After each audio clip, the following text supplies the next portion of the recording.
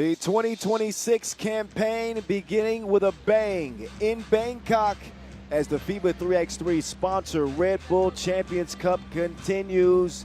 We have a men's final, a women's final, and 2 third-place games to decide who will be the podium sitters at this second edition of the event. Ideal conditions, to say the least, could not be more better. Light breeze, not have to worry about the sun bearing down on us as we set our sights on some big contests coming up. It has been a shocking tournament, to say the least. Upset after upset and some improbable runs to the final in each gender's category. We will see in our third place game for the women coming up as we give you a quick look at the rules of 3x3. 10-minute game, first 21 12-second shot clocks. But it'll be Canada and the United States. The Canadians, the reigning champ from last year, upset by the Netherlands. Netherlands usually a powerhouse and favorite, but losing a player from their roster, that's why that was an upset. And I don't even think I have to describe why Azerbaijan over the mighty USA is an upset to start the day, but that's where things stand. Azerbaijan and Netherlands will play for the Champions Cup, and Canada and the United States will get us started with the third place games. By us, I mean Boz Rosendahl, the mountain alongside. Say hello, Boz. Hello. I'm Kyle Montgomery, a.k.a. the voice of 3x3. Hello. Having fun calling the action today? Yes, we have. Always spices it up when you get a few shockers, a few upsets, and we've certainly seen that on the women's side of the bracket. Yeah, most definitely, and USA being here at the third place game is something I don't think a lot of people expected, specifically with them being without a loss coming into today. But lose they did, and even though they got 24 more shots up in the game than Azerbaijan did. The efficiency not there for the USA. They got the rebounding battle, won slightly, but they went 13 for 26 inside the arc and 1 of 10 from outside the arc.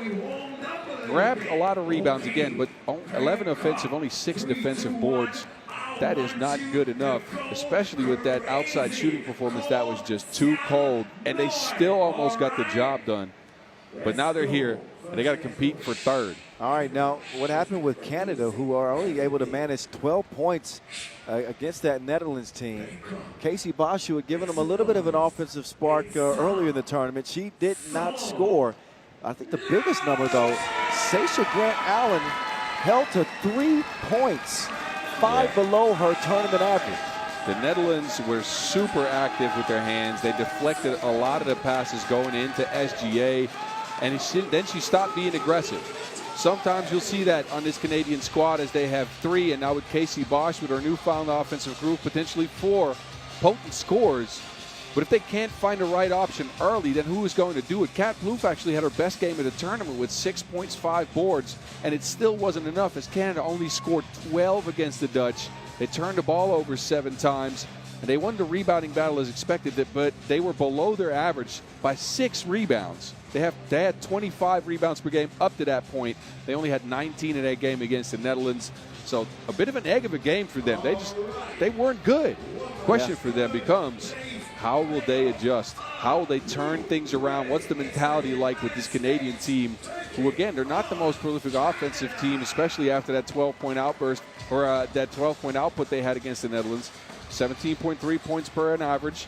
And you can see this shooting efficiency stat. They have not shot it well from the field, while USA have been super efficient, although the last game wasn't efficient either. Well, the last time these two countries met was at the AmeriCup in the final. A United States win 21-19. Kat Plouffe performed well in that game, but it was Alicia Gray who topped the scoring charts with 9 points to lift the United States to yet another gold medal in that matchup. And the same rosters fielded in this competition. So a true rematch of the AmeriCup final.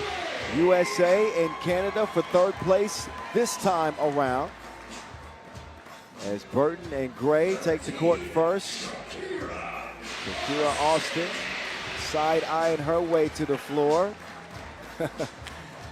But bringing the vibes, good energy from the USA.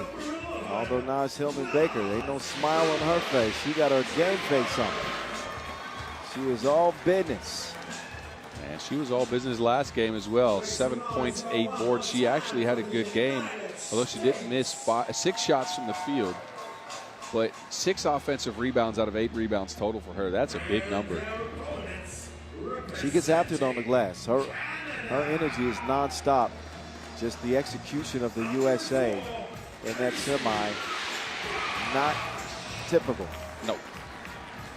Casey Bosch, Spice, Kat Klug, hoping to build on that semifinal, although it was a loss, but her best offensive output so far this tournament. Sasha Grant Allen trying to get back to MVP form that we saw in 2025 from her when she was sensational. And she joins her teammates, and last but not least, Mama Page, the zone, Krozen. Rounds out to 4.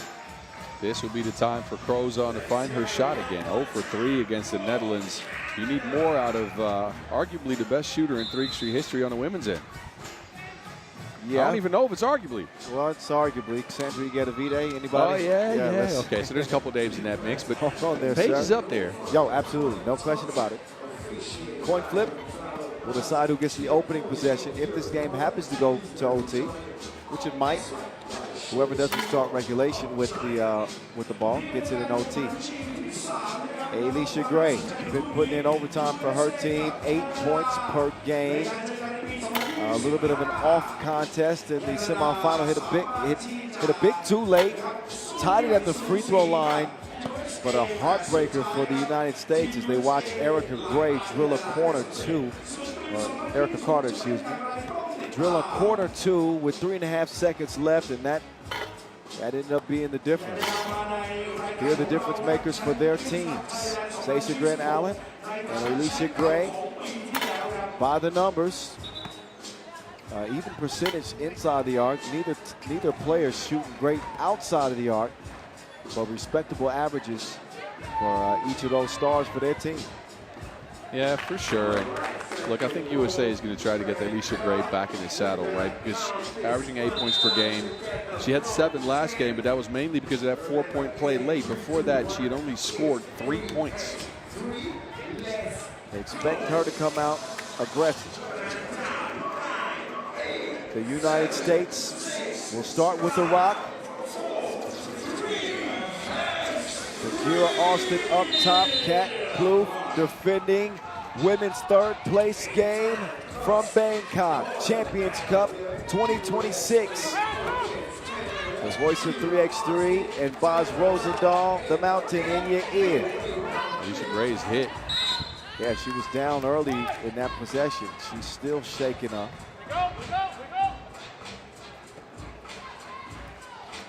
Canada, who won it all last year, facing this talented United States quartet.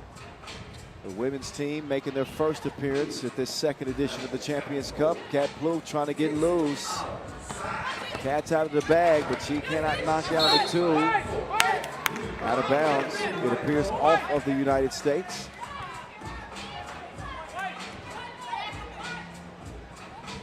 Actually, no, off of Canada. Meanwhile, Alicia Gray being worked on off the court. Keep you posted on that situation, but she's not even on the bench right now. The Atlanta Dream star is the spoon that stirs the tea for them. We'll be keeping a close eye on her as they get it down to Hillman. She does not get it up in time. Shot clock violation. That's that stout interior defense that we see oftentimes from Sasha Grant Allen. Yeah, she, again, one of the best interior defenders we'll see on a 3x3 court, maybe the best. Her length, her size, the long arm she has, she's patrolling the paint, and no one's getting past her.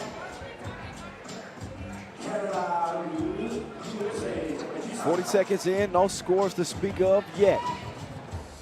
Casey gets it to the left elbow. Grant, and while turning to face and make the pass, she steps into Veronica Burton, sitting hers at the floor, and that's an offensive foul. Ball back up top to the United States. The decorated Americans. with a couple AmeriCup golds, an Olympic gold, and bronze. Off the miss is Shakira going to work.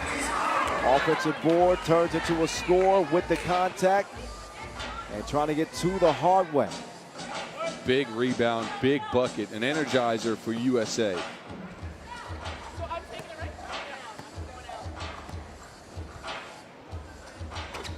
And she'll splash the free throw. 2-zip USA. Closing, driving, fading, and airballing a short range attempt. Now Lucas back in the court. Alicia Gray returning from being worked on by the medical staff. Back out there to compete. She'll take the assignment of Bluth, who uses the screen. Bluth gets to her spot, but will miss it. She'll miss it again. A lot of short-range misses for this Canadian team. It's uncharacteristic.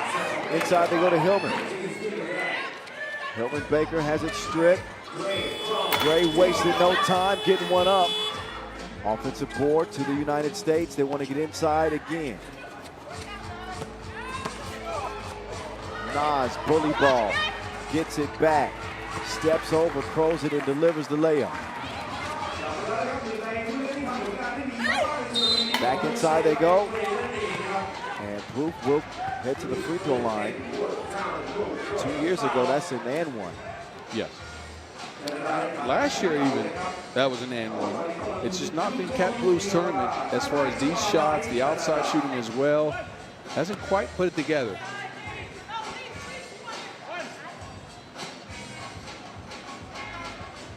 Bluth averaging 4 a game. Player that's proved to be capable of 6.5, 7 points a game. She'll miss at the strike. Veronica navigating around the perimeter. Gray is going to drive right this time. This is the short jumper. Bosch with it cleared with longtime teammate Cat Bluth. The bigs operate now from the free throw line. It's no good. Poke out. It's off of Canada. So a battle of the North Americans here in this third place game of the Champions Cup from Bangkok, Thailand. You can clearly see Bosch poking that away. And Shakira gets the Americans back underway. Look on one hand. Gray misses it and she's shaken up again. She throws the goggles off. Still manages to close out on Bosch, but she's holding that right ear and looks to be in some pain. Alicia Gray. And she's not the only one banged up. Looks like Veronica Burton is getting some attention to her elbow.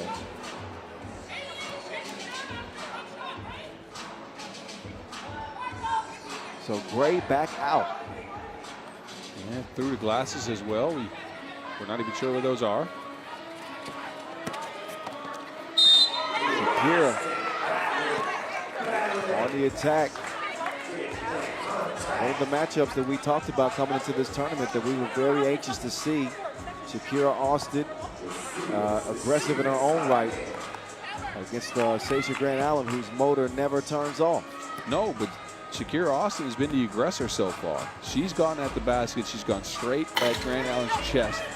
Meanwhile, Grant Allen, I think, still has to attempt the first shot. Here we are 2.5 minutes in. And the reigning MVP has not had a shot attempt. That speaks to the presence of Shakira Austin. As you were saying earlier, she's got that never mind factor. You're right. Yeah. It's a combination of that and the fact that, you know, SGA's confidence was a little bit shook, it seemed like, in that game against the Netherlands, and that you need to turn that around in a very short period of time. Yeah, disappointing losses for both of these teams who were favorites in their games. So that psychological test is a hurdle you gotta clear. You know, with another big game in front of you. This is for third place. And we talked about the implications of this Champions Cup. More so for Canada than for the United States, who are high in the Olympics in LA. already. 4-1 start for the United States of America. Hillman sticks with it. Persistence will pay off. Gray called for the delay of game warning. You cannot defend in the semicircle after a made bucket. Got to give the rebounding team a chance to clear. So we head into our media timeout. And Canada down early by 4. Yeah, their usual selection of shots has not happened so far. They usually have the size advantage. They usually have the rebounding advantage. And that's how they get their looks. Sprinkle in some outside shooting. You got Team Canada to kind of simplify it for you. But against the length of Team USA, against the athleticism this red, white, blue team's bringing, they have not gotten to their spots at all. Have not gotten clean looks from either one or two, and have not gotten Sasha Grant Allen anything underneath the basket, really. I would be shocked if they don't change that strategy. But it comes down to being able to diagnose the mismatch. And with these American defenders, it's not going to be a whole lot of mismatches to be found. I mean, I would say Alicia Gray might be one, but look at her contesting Paige Crozon's shot there. Gray is the ultimate competitor. She's not backing down from anybody out there. There's a reason she's had the success that she's had in the W. That one poked out of bounds. Third place game on your screen. Gray using the Shakira screen. There's quick hands from Kat Booth to break that one up. And they finally try to find SGA, and pass is just out of reach. Yeah, chemistry on Canada right now, just a little bit off. Continues the trend of today, right? It seems like they've come in today and either put super high expectations on themselves and are struggling to meet those, or are just a little bit shook up. They're a little bit stagnant offensively. Having trouble getting to their spots. Oh, no issues that time for Kat Booth. Powerful drop step and finish. Good bucket. But again, the best version of Canada gets that bucket every single time down, right? Yeah. Austin with a narrow miss. But Hillman Baker has got him restarted. Oh, Shakira Shipper doesn't finish. So leave that up to Hillman Baker. He doesn't convert the layup, but does get the whistle. And a chance to add to the USA lead. Second chance opportunities are huge in a 10-minute game to 21. And the United States doing a great job on the glass, specifically Naz Hillman Baker. Yeah, and that against the best rebounding team in the field so far. Free throws have been an issue. That one goes begging. 5-2 it'll stay. Sasha Grant Allen, she's putting this up. She says, I'm going to get me a shot. And she gets her a bucket.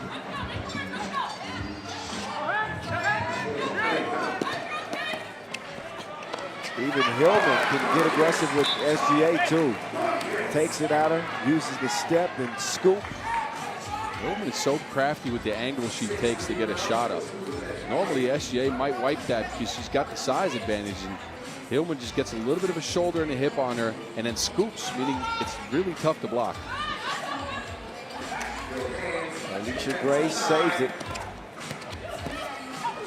Shakira denied by Sasha Grant Allen, and she doesn't do it cleanly, however. Another whistle.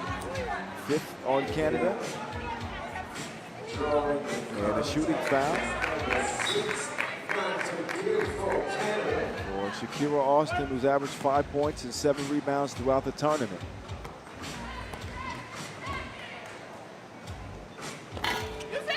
Austin still having issues at the line. Yeah, it just turns the ball over. Almost half of their possessions right now. They are throwing the ball. Good defense there from SGA. and she travels. That play right there is just the microcosm of what the last couple of games have been like for Canada. Yep. Just completely out of sorts. There's no reason they should be turning that ball over on a rebound and clear. Yeah, and normally you see somebody run in, get the pass right back to SGA, who was by herself, by the way, to get a layup. Now it's a turnover again. So Canada not helping themselves, shooting themselves in the foot, while Alicia's Gray is shooting them between the eyes. Get your brows done. 8-3. Casey bringing the moves. Does not hit the shot. Offensive rebound to Bosch. To the baseline. She goes. She's well out of bounds.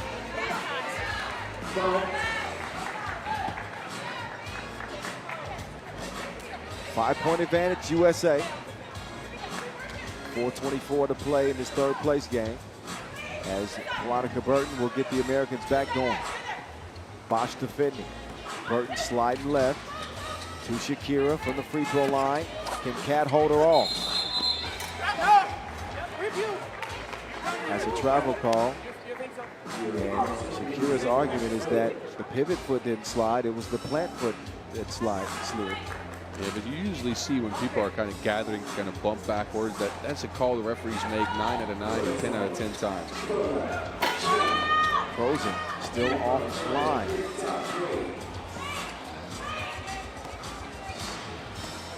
Three-woman weave action. Burton sees some daylight, takes a bump on the way up. Canada's foul issues continue to plague them. 7 fouls and 3 points after 6 minutes for Canada. Their offense has not been there today at all. Sluggish defensively, too.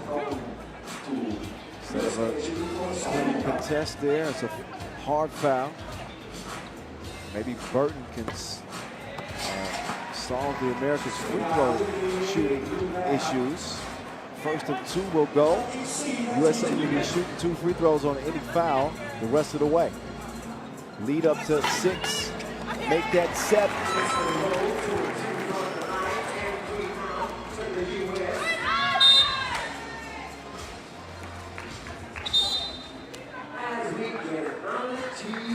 Time for another media timeout. Canada need a wake-up call with the quickness if they hope to contend in this game. They need some poutine at this point. Some poutine powder. But really, though, this is unlike Canada, right? First 2 days of this competition, they were not the highest powered of offenses, but they were getting to their spots, they were getting to the rebounds at least, and they were getting the job done. Today, they've only managed over a game and a half so far. 15 points. Just not representative of the talent that they have. No. I really think it's a mental thing. It might be, yes. I think that sometimes they struggle with having a short memory and putting that last game behind them, putting that last play behind them. And it leads to uncharacteristic mistakes as the pressure starts to build. They can right the ship. There's enough time in this game, but not turning it over like that. That is going to be a shot clock violation. The ball was broken up and maintained, well, tracked down by the USA, but what should have happened is the USA should have got a new shot clock, but since the horn stopped play, the USA are going to get to top of the key and get to, whoa, wait a minute. No, they call it out of bounds off the USA. All right. So they maintained the possession after the horn sounded and then lost it out of bounds. I guess so. Okay, Canada ball. The zone, not in it. Misfires again. Canada ball.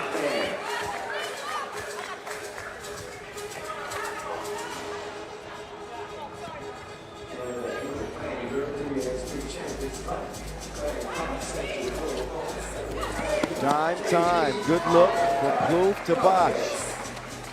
Finally, a good screen for the Canadians. Got to find a way to manufacture some easier offense. Travel called on Hillman Baker. But again, utilizing some of that screening roll action, reversing the ball, letting it do the work for you as opposed to relying on just individual skill in ISO situations. Well, I think the pick and roll has not worked well for Canada. I think the back screens have, and look at Alicia Gray hit again down on the floor. She spent a lot of time on the Inleo, and that, I'm not sure what is plaguing her now, probably a hip. Yeah, she was turning the corner. You can see that collision with Plouffe there. She goes down immediately. Alicia Gray, 3x3 Olympic champion. And the heart and soul of this American team is down. I think for the second or third time in this game. Yeah, third time this game, and she's down for a long time, man. Looks like that might be hurting badly. All eyes on Alicia Gray now. She's getting some attention from the medical staff.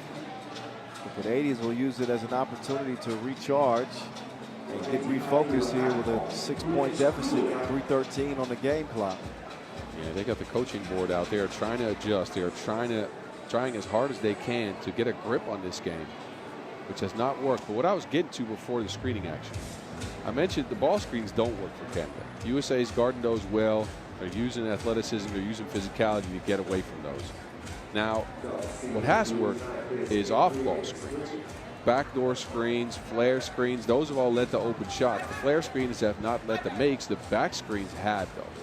So you got to start working on getting some action that way instead of in that ball screen mode that they're usually in. Meanwhile, the staff here in Thailand has brought the doctors out on the board for Alicia Gray. They're down for quite some time. Yes. And she's apparently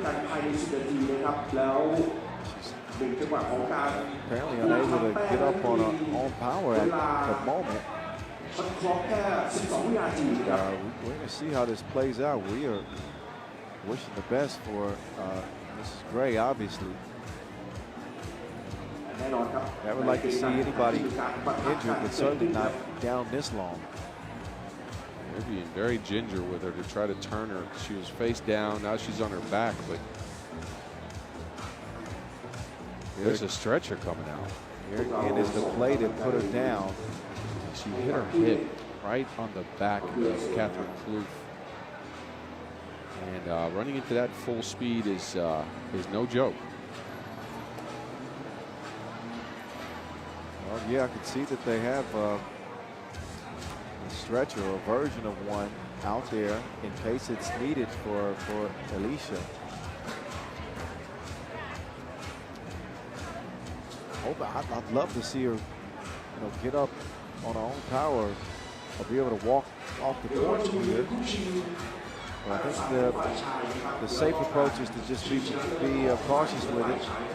Yeah, any lower back injury or anything in that region, with that you don't want to walk off and risk injuring yourself even more. Look, I think we can be assured of the fact that Alicia Gray is not returning to the game. Right, being down this long, she's up. She's at least up to her feet, and she's making her way off the court with help. So no stretcher needed. That's at least some good. That's at least some good news. But she is, without question, shaking up a hard foul, trying to curl around that screen set by Cat Plouffe, and she's not actually leaving the court.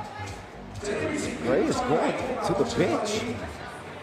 If she sits there and they need a substitute, she needs to get in the game. I'm curious to see what happens here. If they need do treatment, she needs to leave the court area. Right, her feet right now are still within the, oh my goodness. Unreal shot at the horn.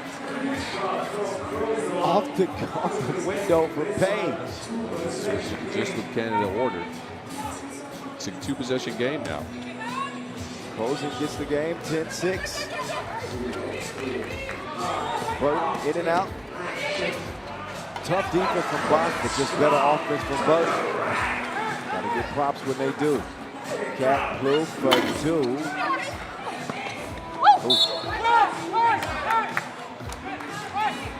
White ball off of Casey. So another update. Gray's still on the bench. There's no treatment at this point. I'm guessing she's going to continue.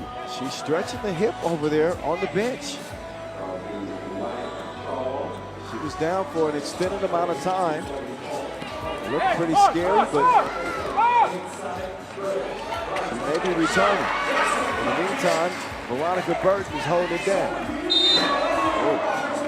And she's going to send Bosch down. Casey pops right back up. We're going to get a rest in the meantime, but back out to a 6-point advantage for the USA with 2:33 to go.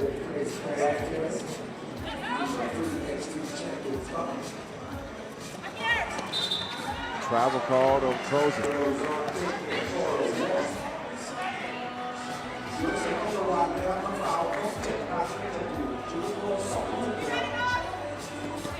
Burton pulls back, drive, behind the back, dishes it. Hillman, downhill attack, denied, kicks it out. VB, two-piece, money. Trojan got against the slap. Naz Hillman ethered that. She's just got eyes on the wheels and everywhere. A pass to Burton for the two, then a block underneath the basket. The Hillmans have eyes. There we go. See? I want to get you to that one. It is the weekend. Oh, we can keep it going. Let's stop. 6 points for Veronica Burton. And Alicia Gray is back in the game, by the way. Wow. So that in itself is a victory for the United States to see her back after that scary collision. She had to because Veronica Burton was being traded. Ah, yes. Yeah. And now she's shaking no. She's walking off the court. Oh, yeah. That was the last she had left in her. Okay. Yep. Well, yeah, Alicia Gray has now left the court, so she will not be returning in these final 2 minutes. Team USA is going to have to get it issued to believe that they're going to get it done. That makes it an 8-point game. Shakira Austin at the line shooting another. And that will make it 16-7, barring a barrage of twos from Canada. This is one that the USA should have in the bag. Lace up in. Shakira finishes. 10-point advantage for the USA. Shakira Austin yapping at everybody that wants to hear it after that made layup. Bit of an adrenaline foul there on SGA afterwards, but it'll send Canada to the line for two. This is a 10-point advantage for USA, though. With a minute 40 on the clock, there's still a lot of things possible, but the way Canada's been playing, free throws might help. That's at least something. Tracy Grant Allen delivers.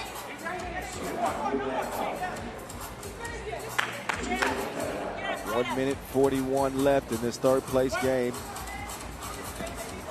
between the North American powers. Both have enjoyed multiple AmeriCup golds. USA women also world champions in years past.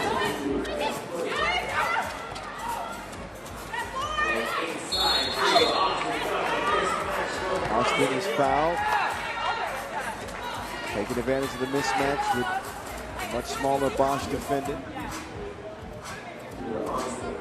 A good seal here. And the foul's called on the floor. But since it's the ninth on Canada, you'll see Shakira Austin take 2 free throws here. Taking care of business, Shakira.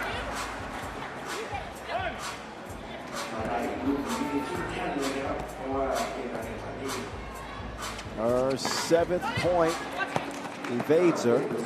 Stuck at 6, but a big lead for the USA. The last thing they want to do is foul. Burton got it working. Two-piece drill from Veronica Burton. Big game for her, for the USA. Groove chunks to deuces. That won't go. Quick clear. Point game, poked away.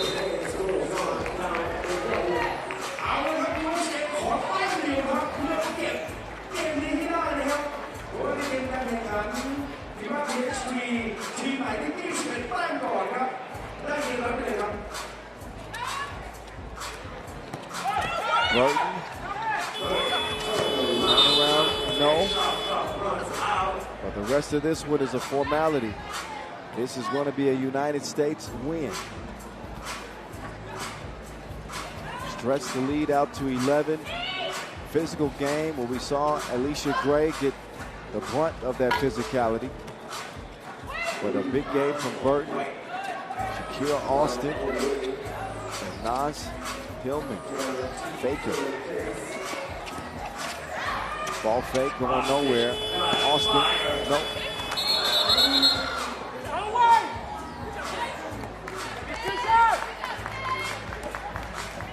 Foul actually called on Burton that time.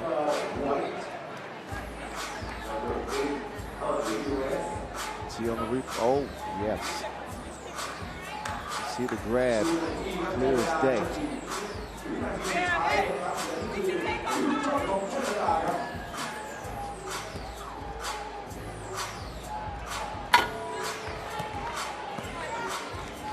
So after winning the Champions Cup last year, Canada are going to come up short and will not be on the podium in 2026. We thank Veronica Burton and the Americans for that. Burton drops it off. Shakira. No. Final 20. KP. No.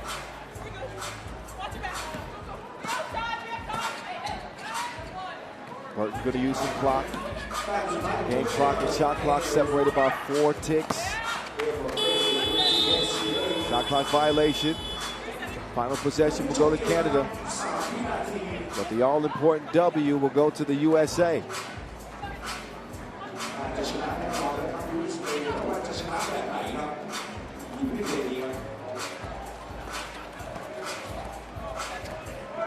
And there's the final horn. The USA here at the Champions Cup 2026 win the third place game. We'll see them on the podium at the end of the day.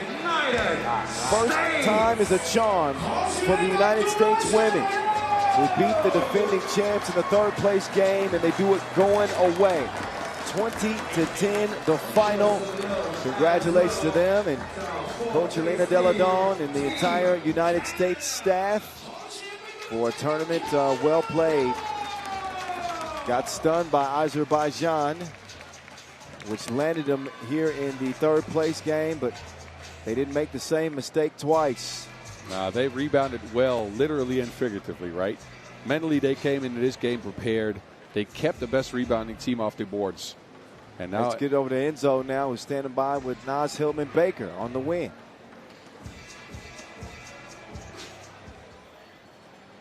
Team USA bounces back, gets third place in the bronze medal with a 2010 win over the defending champions, Canada. I'm with Naz Hillman Baker right here. Naz, obviously a painful loss in the previous game in the semifinals, but you guys were able to bounce back here against Canada to claim the bronze medal. Can you talk about the challenge of, mentally, emotionally resetting after a tough loss and playing for third place? Yeah, I mean, we continue to talk about that on our way over here. Is that it's easy to roll over and be sad about what happened, but we had another game and another opportunity to place, and we were just going to do everything we could to make sure we ended up on the podium. All right, now, this is only, I think, your second 3x3 international tournament with Team USA. For you, what makes this game, this environment different, especially someone who comes from a 5-on-5 background? Yeah, I think the biggest thing is the physicality.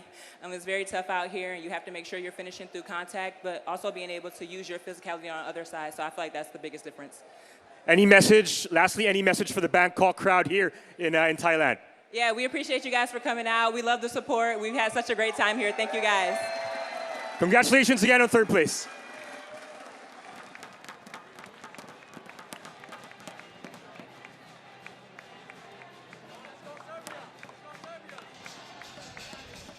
All right, USA make good on their first Champions Cup appearance.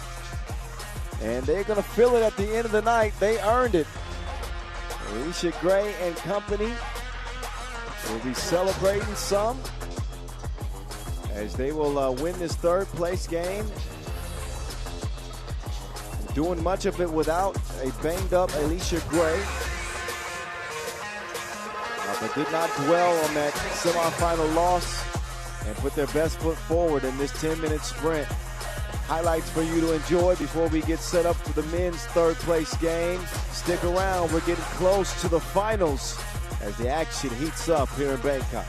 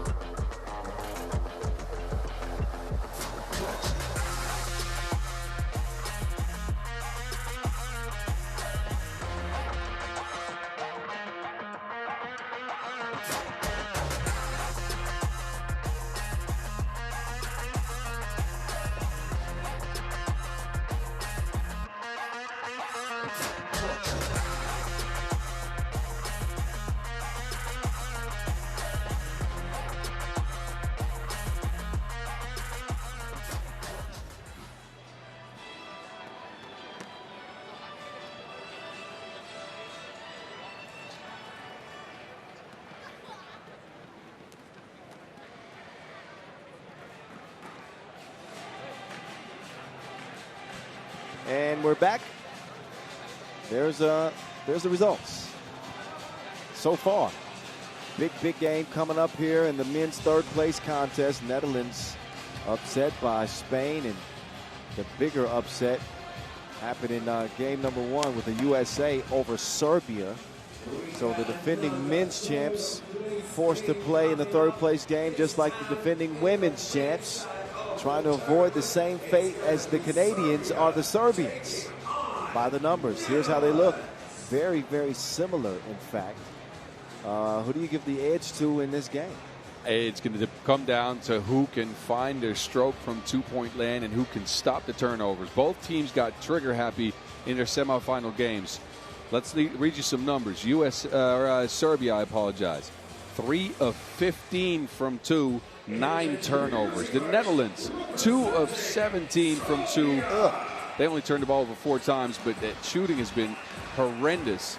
And it was this man who didn't quite come in after that big game yesterday with 14 points. He had 1.4 turnovers.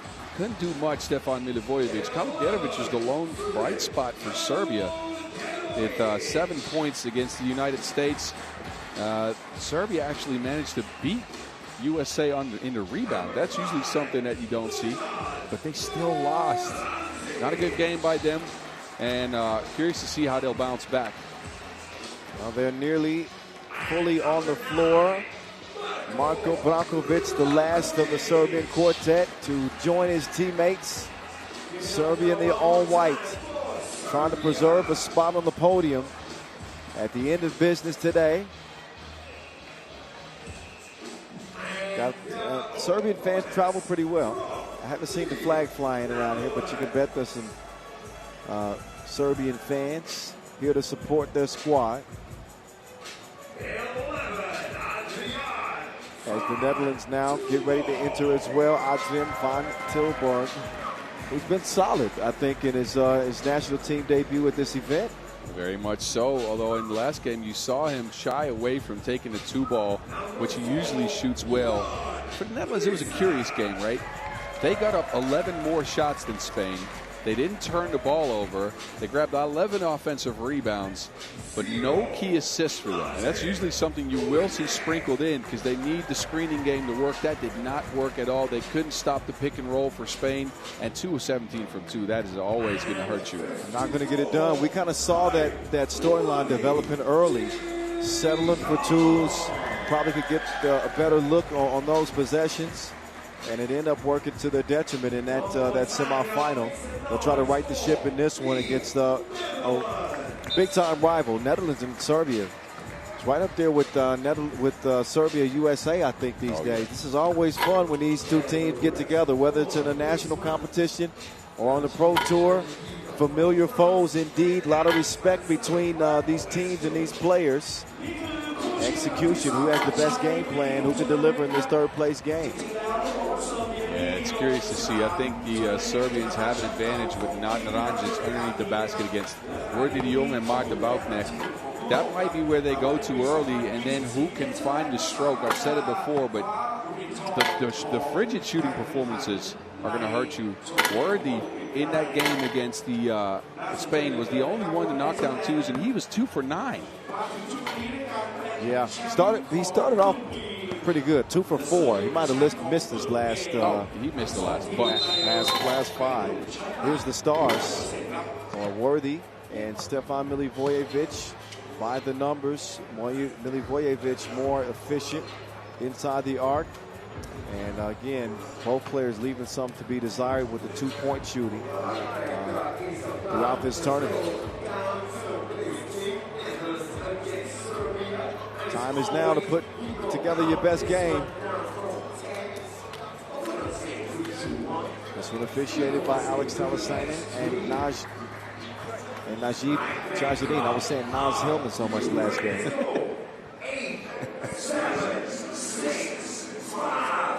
Although Naj wouldn't be a bad nickname for Najib. No, probably not. You're right. I was asking about it. See if that gets his approval. All right, clock is running, and here we go. Men's third-place game for Bangkok, Champions Cup 26. The voice of the mountain, with you. Balcony slipping on the baseline. Serbia will take over. See a lot of baseline drives. I know in 5-on-5, my coaches always encouraged us to stay away from the baseline because they say it serves as an extra defender. Might be the case in 3x3 as well. Milivojevic sticks with it. Serbia draw first blood. Worthy steps into a two-piece.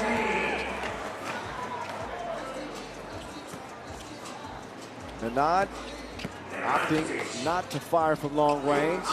They pass up a good shot for a better shot. Laces from Branquilla.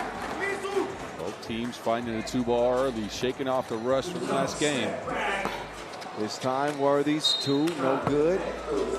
But here we go again. Both the opening attempts for the Netherlands, 2-point attempts, 50% so far. 3-2 lead, Serbia. Filip Kaluderovic making his move. Killa off iron. Naranjic can't snag the rebound. Balconnect instead will clear left and move right. Lost the handle on it. AVT saves it. He's got 5 to shoot for the Orange Lions, but he gets his cookies taken, and the dime is delivered to Naranjic, who flushes it.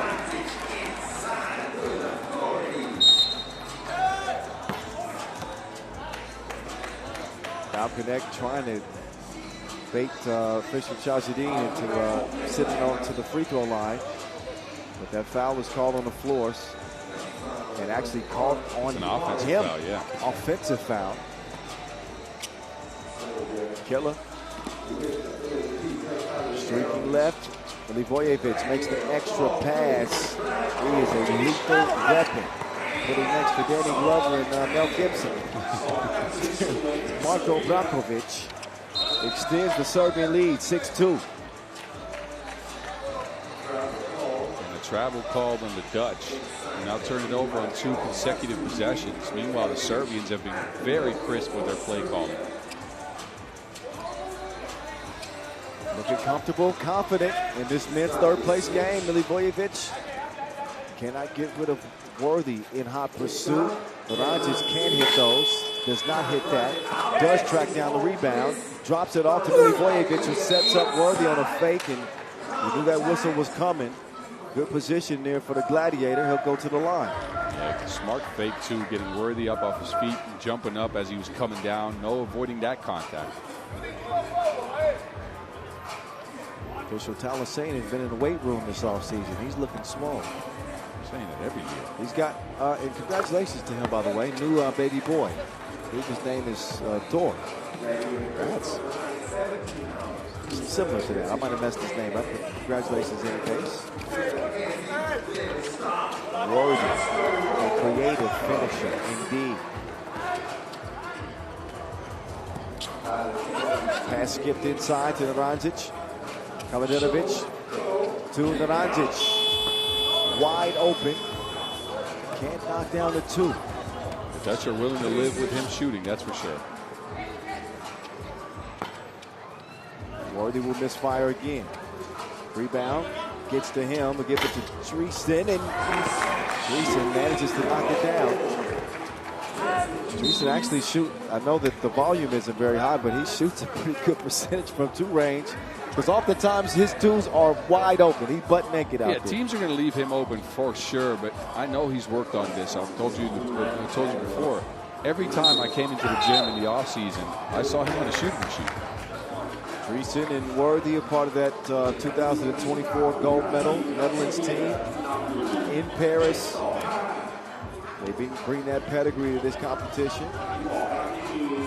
Balkanek has made his way into a top spot on the Pro Tour and now on the national team. And you can certainly see why. Let's see what he does with this possession. Leaves it short. Milivojevic comes away with it. Barkovic wants it. Oh, that is without question a foul.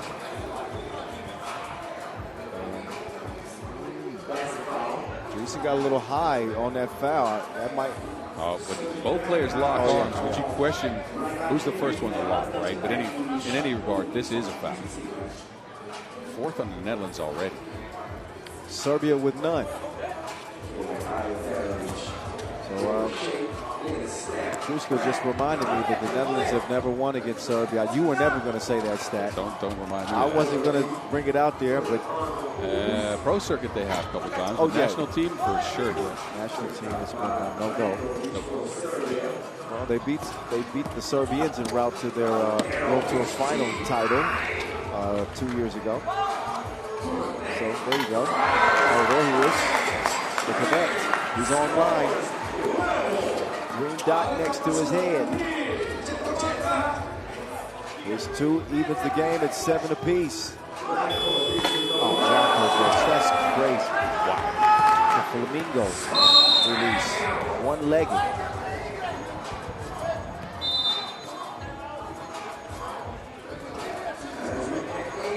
(9-7) Serbia jump back in front after that Brankovic two-ball. Uncharacteristically so, Serbians only have one foul after 3.5 minutes of play. They usually spend a couple of those early, but they haven't had to because the Dutch have been very much a two-point shooting team in this game. They've barely gone down inside the arc. Couple of twos for the Netherlands. They trail it by 2 with possession up top. The connect to Height. Jab step from Worth. Trying to get rid of Brankovic. He's behind the two-point arc again. And yet again a miss. Now connect. Oh, Hezzy lost it. Did they clear that? I guess so. Because Naranjic converts it. Challenge on the Dutch, so. Netherlands, though, again, falling in love with that two ball. They are not screening and rolling. They're screening and popping. They're screening to shoot. You got to find some balance. That we have not seen so far through 4 minutes of play. Serbia have taken advantage to a 10-7 start. The Gladiator picks up his dribble. Kalajanovic with 3 to shoot. He's short on time, but right on time. He's punctual. Killer beats the horn. Off the window, 11-7. Bringing out the layup package. Off the Euro step, too. Yeah, Euro step, soft scoop. Dreesen, not many frills to his game. Maybe not the best ball handler as he loses the squeeze on it. And Voyevic's going to smoke an easy layup. Van Tilburg pass Naranjic. And they're going to say that he was on his way up. That's in the process of the shot, so that should put AVT on the line. And look, the Dutch are saying unsportsmanlike foul. And earlier in the day, we saw one of those called. Not this time. Not this time.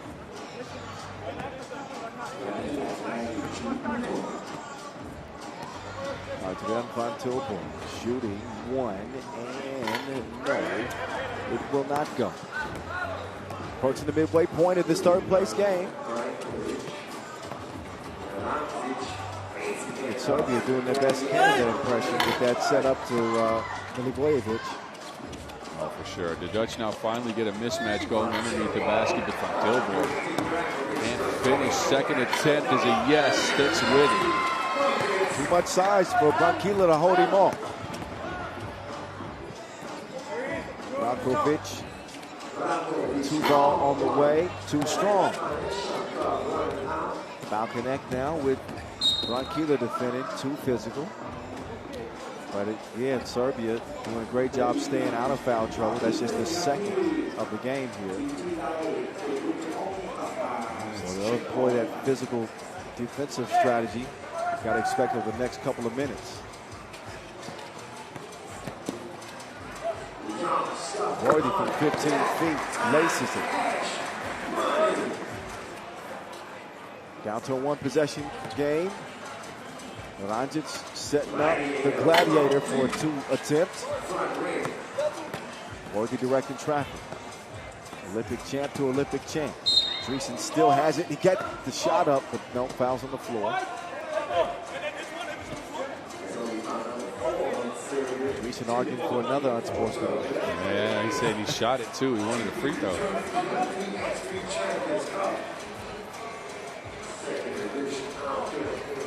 Nice Worthy.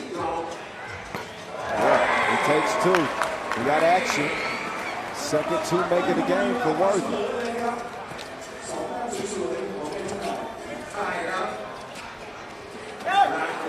Oh, Worthy nearly stole it.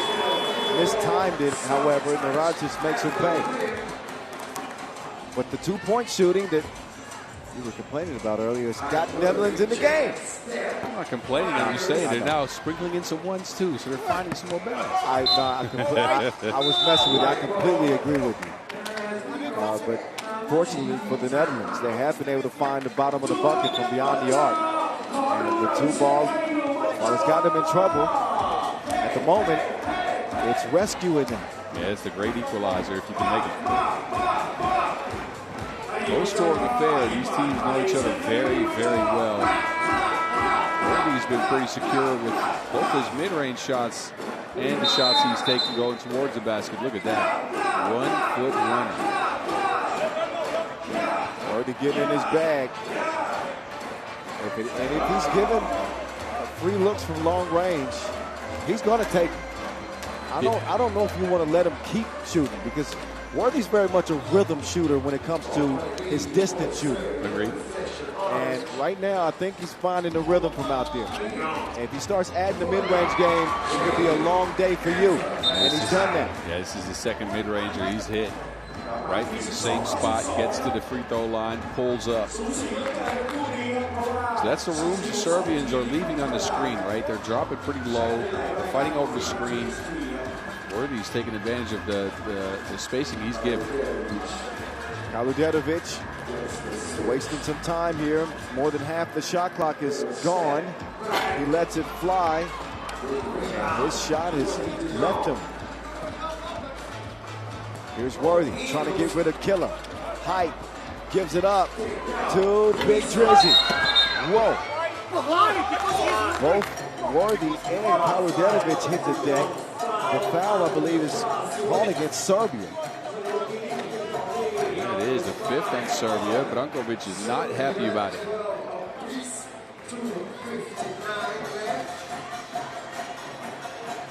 .12 game. Netherlands have come alive. Worthy leading the way for his squad with 7. Brankovic topping the Serbian scoring charts with 6. And under 3 minutes to play in this men's third-place game.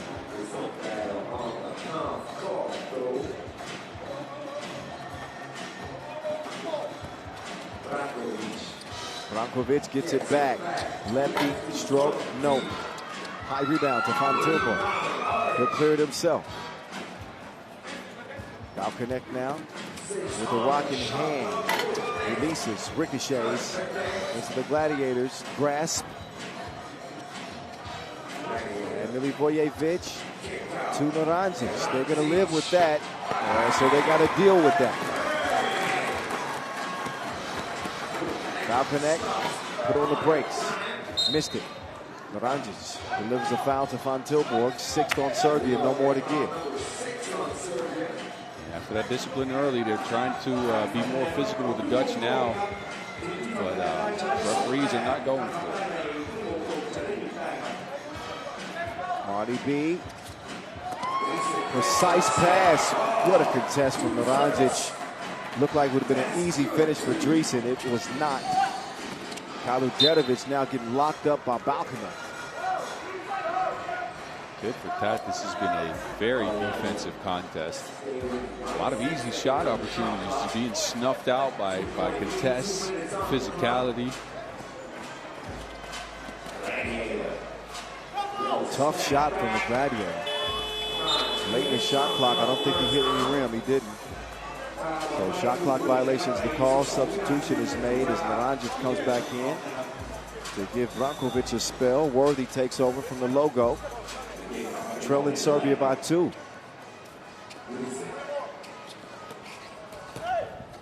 Drizzy forced to give it up to Balconnect.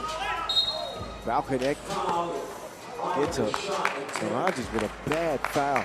He'll get one of those almost every single game you'll see Marta Balconnect play. When you reach in, he's just going to pull up on you and he'll get 2 free throws out of it. But that's, you got to be aware of the shot clock. Balconnect it's a desperation shot. Yep. You don't want to put him on the line. Water under the bridge now. Balconnect misses the first, though. It doesn't cost Serbia as much as it could have. It'll cost them a point, though, as the Netherlands pull within 1.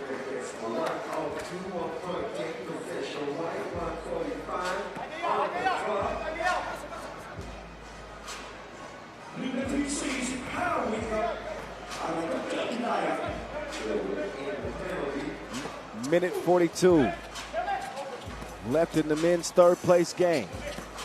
Naranjic charging towards the rim. Mid-range shot won't go. Poked out of bounds on who? I heard orange, so I'm thinking this might be Dutch possession here. Yep, Marko Brankovic is threatening the challenge. Yeah. And he actually does challenge.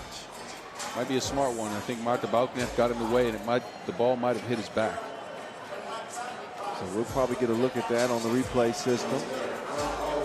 Minute 31 left, so obviously every possession is precious.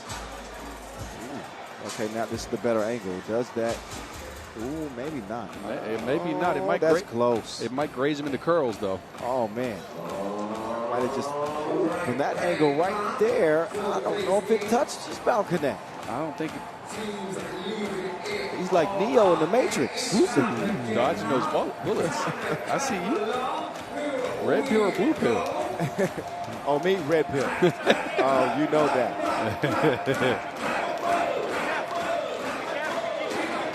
So the challenge is lost.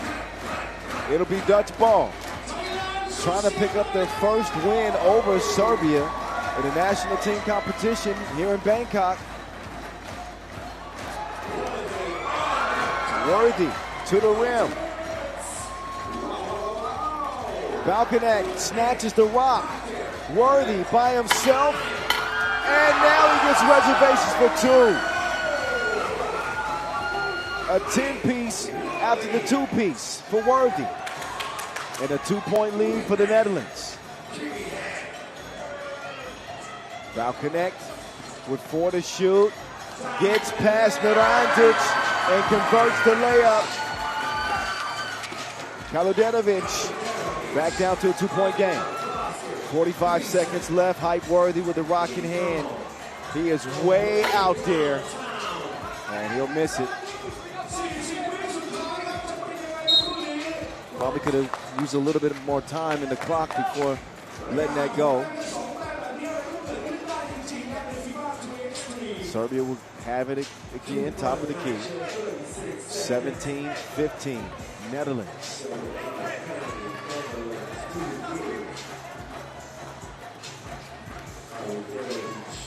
Half of a minute to play. Serbia don't have to settle 4-2, but that is what they need to tie. Worthy says take that back. And then Big Drizzy scores it. 20 seconds left. Milivojevic, the gladiator. 17-18 in the steal for Serbia. Whoa! And it's deemed white ball. The Dutch are going to challenge this. You can. Netherlands are going to challenge it. And if we look on Kaludjetovic's face, I think that he knows that it went out on him. Oh, he's big challenge here with 9.4 left. Call the floor is Serbia ball, and the evidence has to be conclusive to overturn it. Oh, look. Yeah, that looks like it's Kaludjetovic. Gotta slow that down. Yeah, that was all Kaludjetovic. Well, hold on. Does it hit on Tilburg after the tip? I can't see it. Right? Not from that angle. But if that doesn't touch Van Tilburg, then that'll be Netherlands' ball. The decision is still yet to be revealed from the scores table.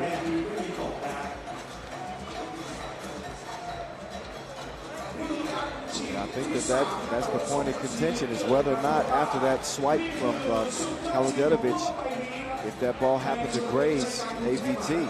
Yeah, and if they can't stay clear, if they can't get a clear image on that, and if they have any doubt, this will be Serbia ball.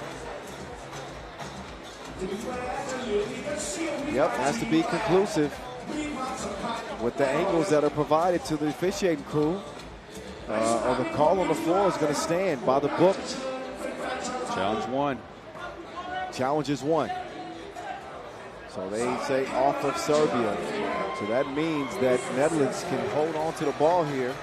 With 9 seconds left in the game, the shot clock doesn't matter. Serbia going to be forced to foul. And they're going to have to hope that whoever is fouled misses the free throws or misses a free throw to have a chance. 10 seconds actually on the game clock. Worthy used some clock. He's crossed the line just out of the screen. And Nenad, after a few seconds tick off, he fouls Worthy. They tried to foul Van Tilburg off the ball after the clock started. Brankovic just threw him to the floor. The referees didn't see it because they were focused on the action. Brankovic is all kinds of pissed. That's a couple of seconds the Serbians could have had. Yeah, it takes away, strategy that the Serbians were trying to use and putting a worse free throw shooter on the strike. Worthy hits both of these. That's GG's. First one makes it a 2-point game, still leaving the door slightly open for Serbia.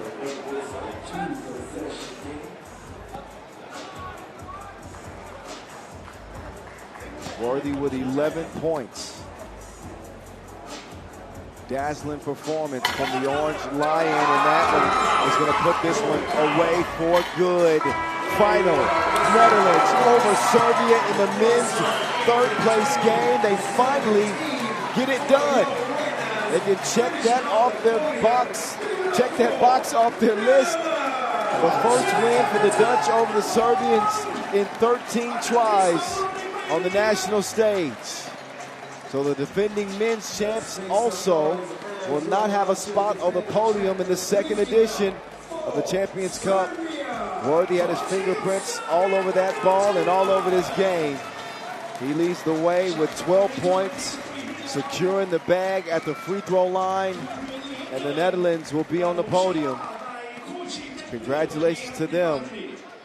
Enzo standing by center court with hype Worthy after a hot game and a third-place win. Enzo.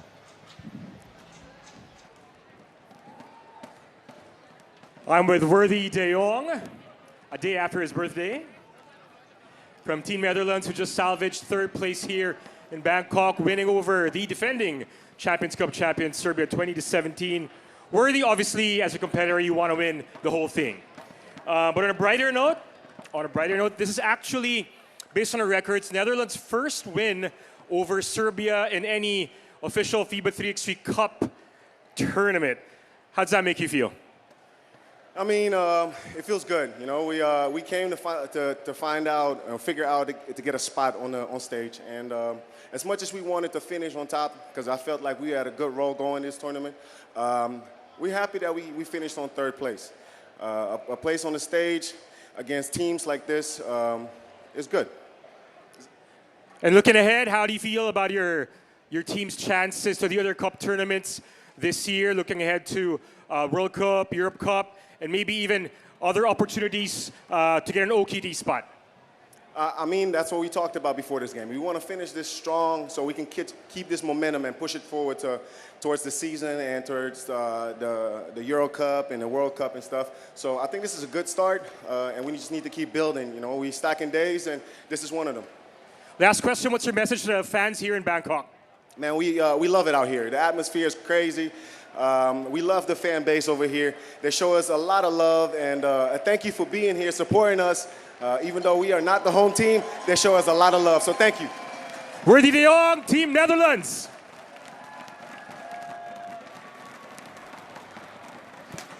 Worthy out here campaigning for some more fans from Thailand, and he's picked them up. Big win for the Netherlands, so congratulations again.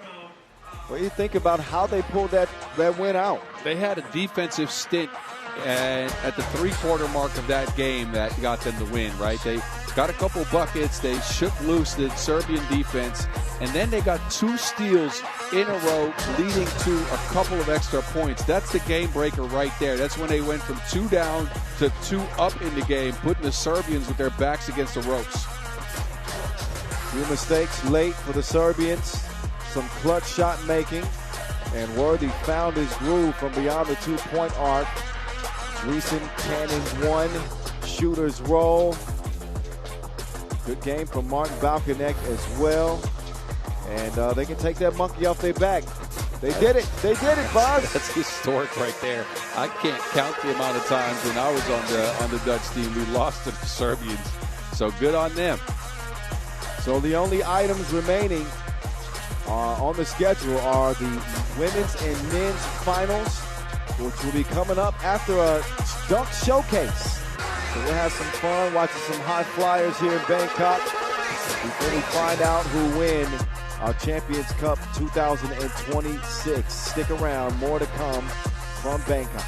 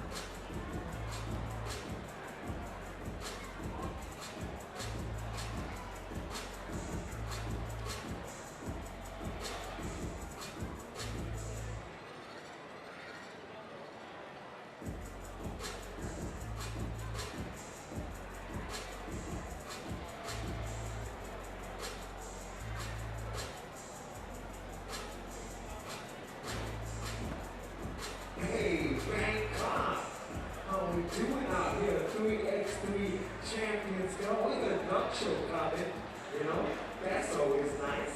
That's always nice. But you know what's even nicer, Jack Ryder? Free merchandise. Who wants some free stuff? Jack, you'll let them know we're going to give away these hats for free, but they're going to have to work for it. So we're going to say like this, and you make noise. Then I'm going to say like this, you make noise. If you're louder, we come to a cap. Can you explain that to the good people of Bangkok? ทุกคนครับเดี๋ยวเราจะดูจากคนที่เสียงดังจุดไหนเสียงดังที่สุดครับหมวกใบนี้ side, if we can get loud. Ladies and gentlemen, make some noise!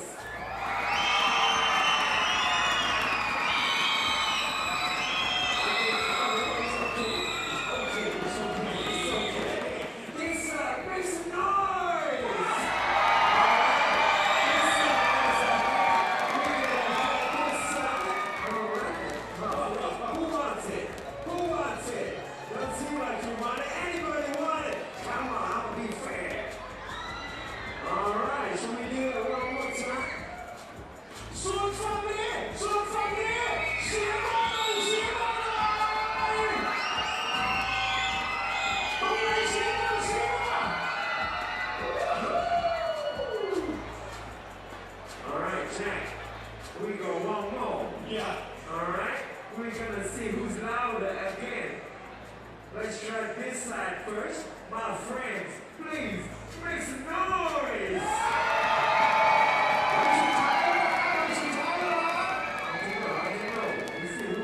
This side, make some noise!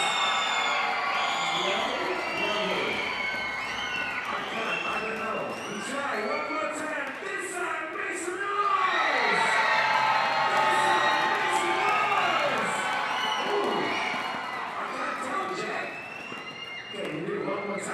One more time, Bangkok. Let's go. Let's go. Hello, friends. Are you ready to make some noise? In 3, 2, 1, let me hear you. This side. How about you make some noise? In 3, 2, 1, let me hear you. It's this side. It's this side. Yes, all right. Yes. Yes. Wow. All right, ladies and gentlemen, I'm out of breath, so let's bring out the real dunkers right now. First up, Piotr Grabowski.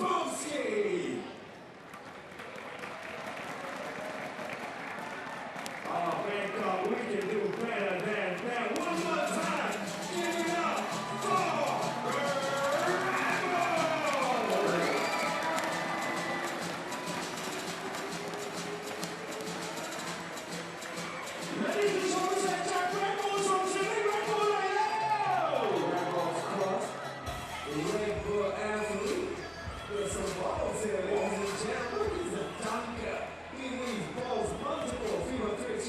for dunk contest winner, 4-time winner of dunk contest FIBA 3x3 World Tour Finals. Oh!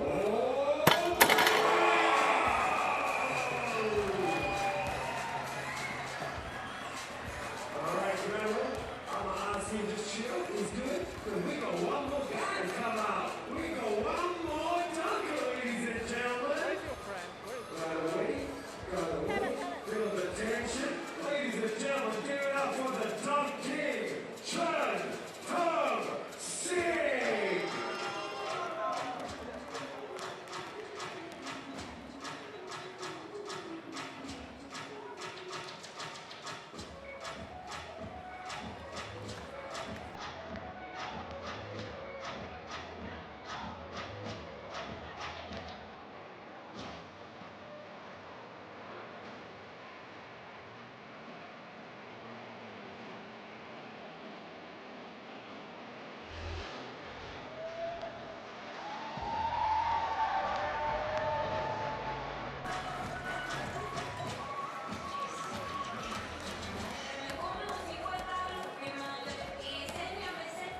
That's some ancient touch. Ladies and gentlemen, give me one more time. The Dunk King, all the way from China, Chun Hung Sing. All right.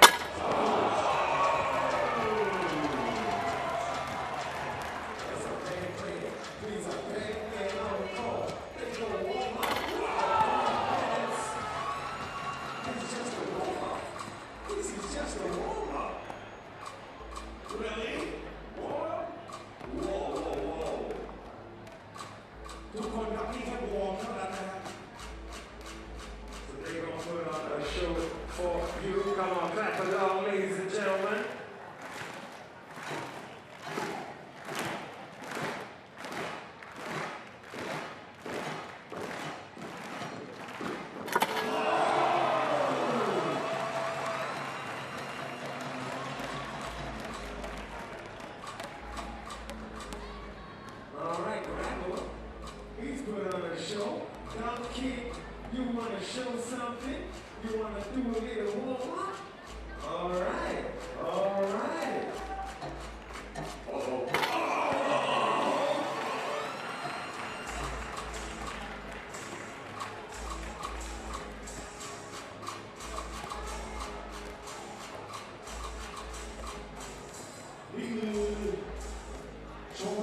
นะครับจากเครื่องดื่มสปอนเซอร์แล้วก็เรดบูลนั่นเองครับ Alright, we got Red Bull out.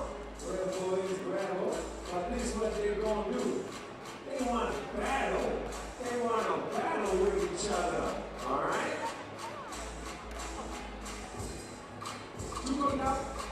Gentlemen, is it fighting out there?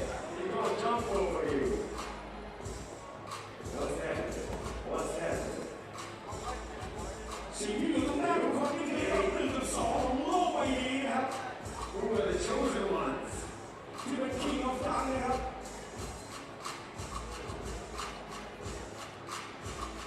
แจ็คเอาแมสก่อนเรา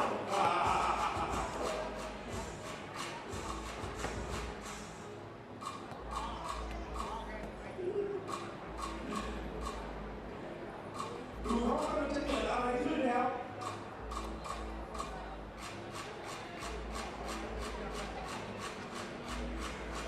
ตอนนี้นึกในใจครับเสียงในหัวบอกว่าสตาฟของเรดบูลได้ทำประกันไว้บ้างไหมฮะโชว์ด้วยปากเสียวนะทุกคนเริ่มมาแล้วเลยเชียร์วันนี้สโนว์สเชียร์มาแล้วเชียร์มาแล้วโอ้โหเรดบูล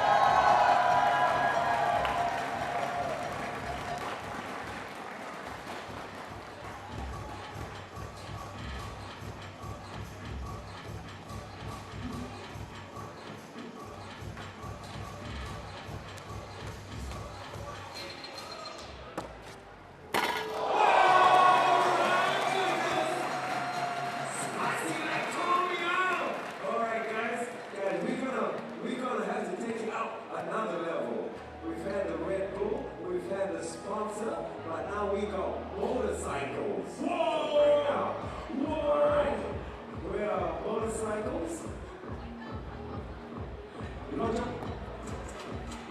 a big thank you to Red Bull and sponsor for putting all this together. Amazing stuff.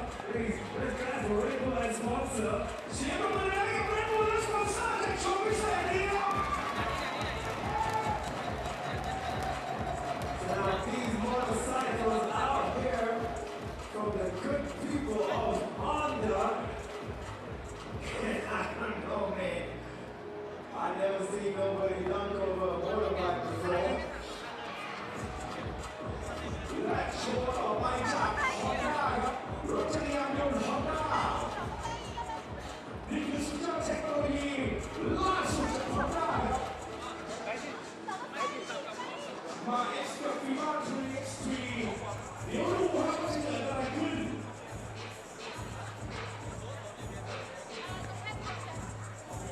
ผมต้องบอกเลยนะครับว่าผมเองก็ไม่รู้ว่าจะเกิดอะไรขึ้นแต่ที่รู้แน่ๆก็คือคนไทยเสียงดีไม่ดีต่อขอเสียงเชียร์หน่อยแล้ว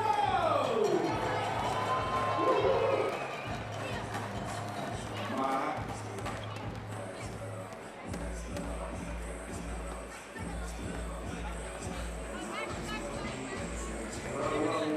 Don't forget, we have the finals coming up. We have 3x3 Champions Cup. We hope you've been doing well. We hope you've been doing good, Bangkok. Check Ryan. How are we going to make some noise here? I mean, we gonna see people jump off of motorcycles. That's crazy. Then you come everybody get loud up in here at Central Wall. เป็นไปได้ไหมที่จะขอเสียงดังๆให้กับโชว์นี้หน่อยแล้ว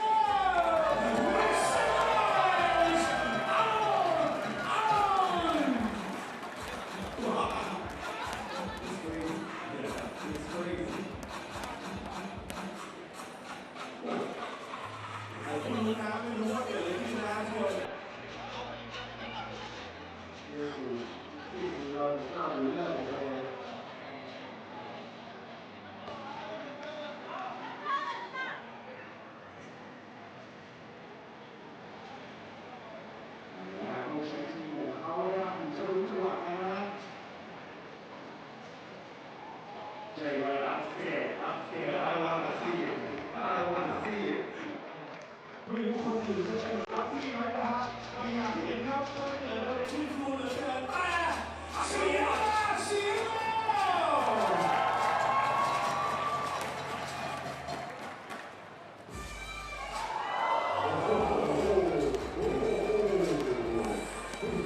I'm scared. I'm going.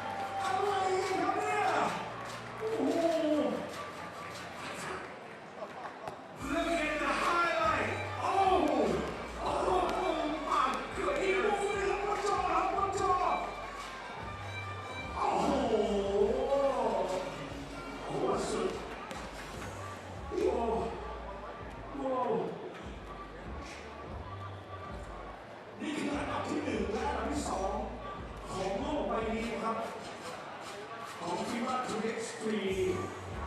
That's right, they call him the dunk king. He's the dunk king. After that, he's the king, he's the emperor, he's the sultan, he's everything. ที่เหมือนกันนะที่เราไม่ใช่แค่คิงนะไม่รู้จะเอาอะไรมาพิการโชว์แล้วจะดูดีของเขานะครับแต่ว่าสุดจริงๆ You know, Jack, before today, I never ever seen anybody jump over a motorcycle. Today, we see two people jump off a motorcycle. Oh man, it's crazy out here. Ooh.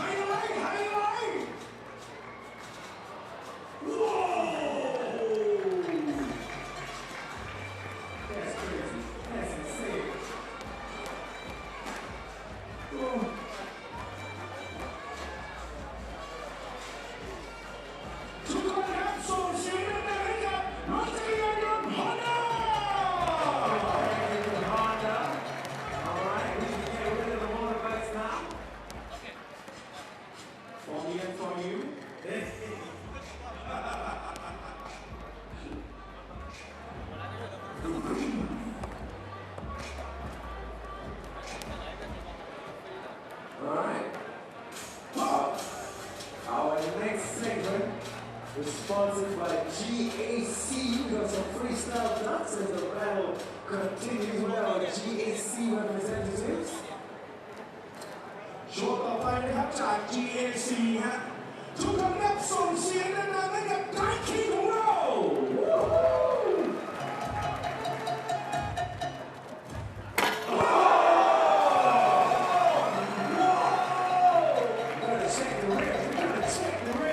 Is he okay?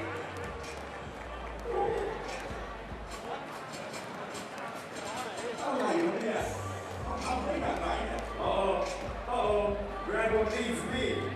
What? What?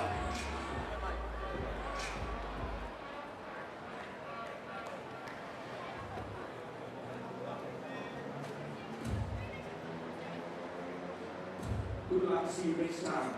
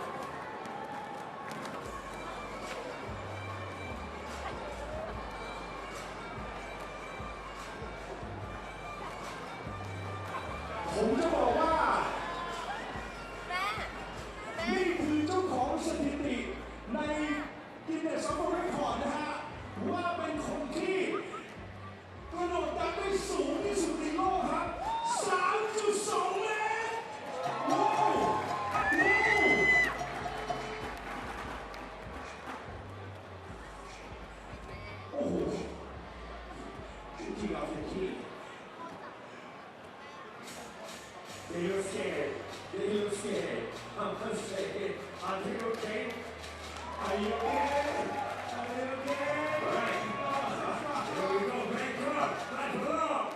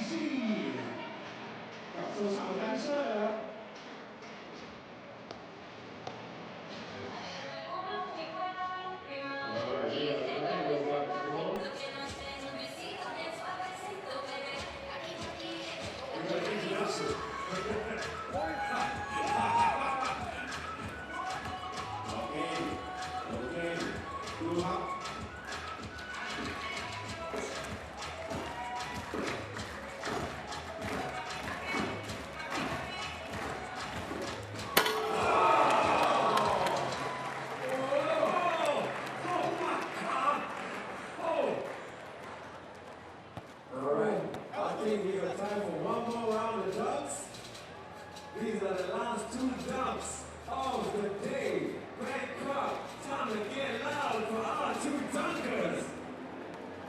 ทุกคนครับนี่คือปรากฏการณ์ที่เกิดขึ้นในจริงกับใจกลางกรุงเทพมหานครดูให้ดีครับกับการนี้ This is a dunk show. This really is a dunk show. Bangkok, make some noise for the dunkers. See you in the kingdom hall.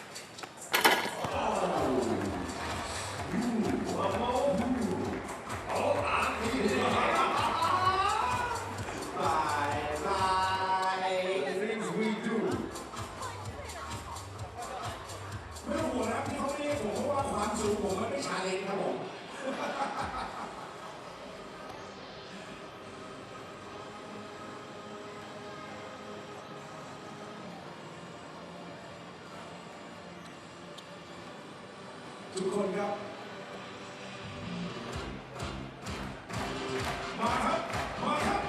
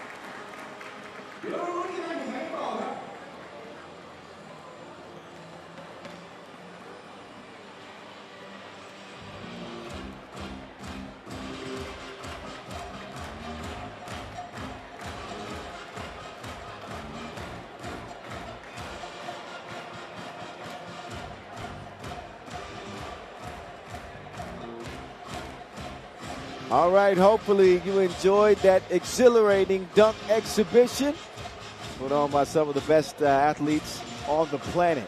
Speaking of some of the best athletes on the planet, we've reached the best of the best in the women's competition. It is time for the first place game. Netherlands, Azerbaijan going for gold at this second edition of the Champions Cup from Bangkok.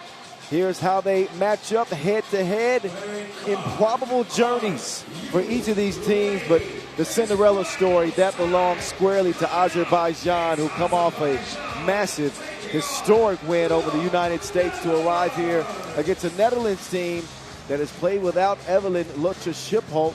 A three-woman squad gets it done for them in the semis. They advance here to the final. Incredible runs for both these teams, but tell me about Azerbaijan first. Well, let me start by saying, when you mentioned the best athletes in the world, for a second there, I thought you were going to mention us. But anyway. Well, yeah, I should have mentioned myself. Yeah, and me. Anyway. No, Azerbaijan, look, they won an improbable game, right? Because let me show you this. The USA, when in that game against Azerbaijan, forced Azerbaijan into 10 turnovers. They took 12 more shots. But Azerbaijan was way more efficient. 11 for 14 from inside the arc, 4 of 8 from outside the arc. You know what helps? If you got Alexander Mollenhauer going off for 12, not missing a single one-point field goal. That was bananas. And a player like Erica Carter, a.k.a. AC, who kept her cool late with a two-pointer to win it. An unbelievable finish in that game against the USA. And Azerbaijan are riding high, full of confidence. And if Alexander Mollenhauer can put together a performance even close to what we saw in that win over the United States, Azerbaijan are going to have a hell of a chance to win their first ever Champions Cup. Tatiana Deniskina, Erica Carter, Brianna Fraser, and Alexandra Mollenhauer. There you go. Well, even though they are under woman by one roster slot, they still come in with plenty of star power. Ilse Gout leading the Netherlands out, trying to earn their first Champions Cup title. She's been the sharpshooter for them, but there's been not a player more impressive from start to finish in this entire competition than the one on your screen right now. Nortje Driesen, last year's Europe Cup MVP and World Cup MVP, and world #1, Janice Boonstra, who's still slow going for this team, but doing enough to obviously lift them here to the title game. What do you make of the Dutch, the Orange Lady Lions? Well, look, this matchup, you're saying it's 4-on-3, but Azerbaijan rarely uses Tatjana Deniskina, right? So it might be more of a 3-on-3 contest than you think. But Netherlands, they came in against Canada with a sharp game plan, forced them into 7 turnovers. Look for them to do that again to try to see if they can keep Brianna Fraser away from scoring. Because that's usually the go-to gal for Azerbaijan, even though Erica Carter hit the most important shot of the tournament for them, knocking out the USA. She's going to be tasked with guarding Nortje Driesen. That is a tough, tough matchup right there. Right on cue, there's the Nortje star on your screen. And again, Erica Carter is going to draw that assignment. Been heaping praise on Azerbaijan, and deservedly so. But that win by the Netherlands, the way that they won that game against Canada was so impressive. I mean, it was nearly mistake-free. Yeah, they only turned the ball over one single time against the length, the deflection power that this Canadian team can put on the half court.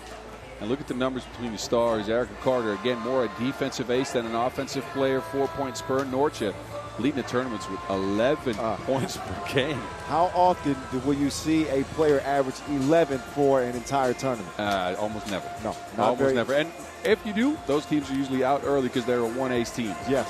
Yeah, true. But they've needed every bit of her scoring.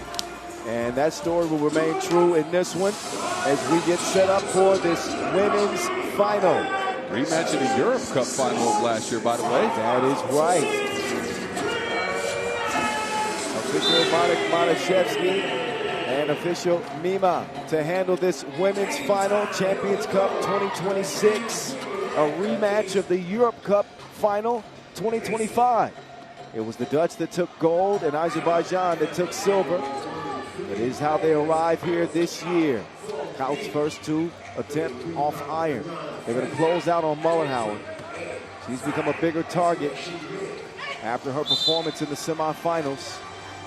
With Mullenhauer, she was 1 of 10 prior to the semifinal outburst over the United States from two-point land. In that 12-point scoring spree, she went 2 of 3 from distance. That was some sharp shooting. And there's Erica Carter picking up where she left off.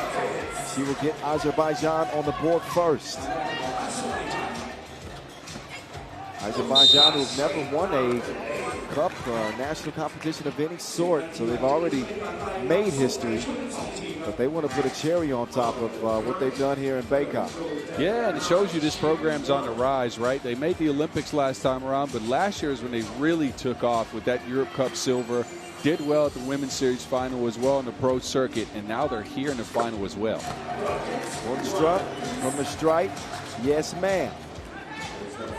Brianna Fraser. 3, Flacco. With a bullet pass to Mullenhauer, who clears some space and does away with Driesen. Turns it into a score. Kyle Montgomery, a.k.a. the voice of 3x3. With my partner in crime, the Mountain himself. Boz Rosendahl on the mic, narrating all of the action this weekend here in Bangkok for this FIBA 3x3 sponsor Red Bull Champions Cup 2026. Catch up if you can. No choice but to foul as Driesen is intent on getting to the rim. And that will land her on the free throw line. Nortje, contact from Carter, just trying to hold her off, the lead Lady Lion. She's so tough to guard because she can go both left and right towards the basket. You got to respect the shot as well and the mid-range pull-up. And her free throw percentage, 76%. She's 13 of 17 on the tourney. 2-2 tie. AC, nobody home. Throws it away. Can't leave the AC on when you're gone. Come on. Save some power. Oh, man, that would have been great at the end of the last game. They left the AC on. 2-2. Where were you when I needed you, boss? Well, we'll use that later in the season, I'm sure. All right. Kouth will miss the two-piece. Frazier doesn't go down. She goes up to snag the rebound. And now she's down low and they'll find her. Easy, breezy. Azerbaijan. Boonstra. Still offline from long range. He has not had service here in Bangkok. Dreesen using the Boonstra screen, and that's nothing but net. Dreesen. She continues to elevate her game. What is the next level that she can unlock? I don't know how much better she could play. Yeah, I'm at a loss for words. Look, she has taken more steps in the offseason, getting even better than she was last year, and she was already MVP of the two biggest tournaments of the year. So maybe the formula for the Dutch is give it to Dreesen and get out the way. Also, we missed by Mullenhauer's done a great job now sealing inside. Yeah, she's so good at taking position, making sure you can't get to the ball, and then making sure to finish those plays as well. Oh, look at that defense. Ferocious from Frazier. In the lane. The kitchen is closed. 4-4 tie through 2 minutes and 10 seconds of this 10-minute sprint final. Dreesen, not that time. Boonstra on the boards. Drop step. She goes through and finishes in the reverse. Mullenhauer inside. Dreesen trying to hold off Frazier.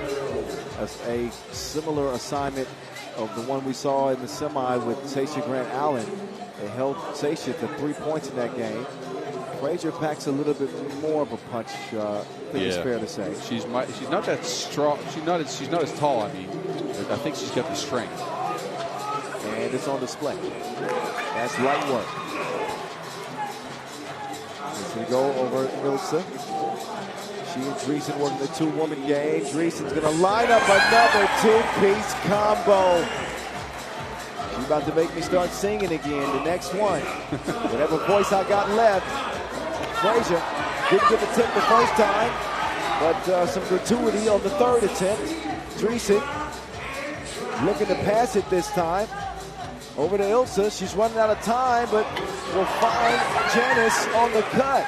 That was a great slip screen. Janice acted like she was going to set a pick for Ilse Kouth and then just skipped straight to the basket. Azerbaijan couldn't follow. 8-6 lead. Netherlands, Azerbaijan. Part 2.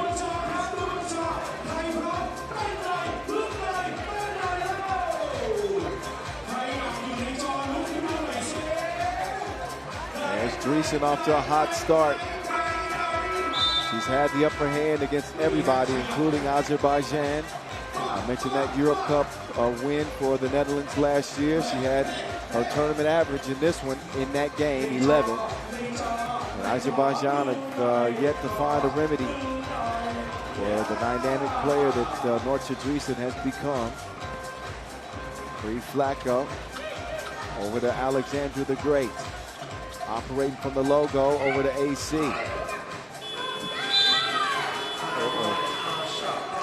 They run out of time. No awareness. Shot clock violation. Orange Lions back in control. Dreesen will take the handoff. Hiding behind Boonstra. She's going to whip. Lele. Oh no. Forget about the Lele. The whip was there. Boonstra blew it.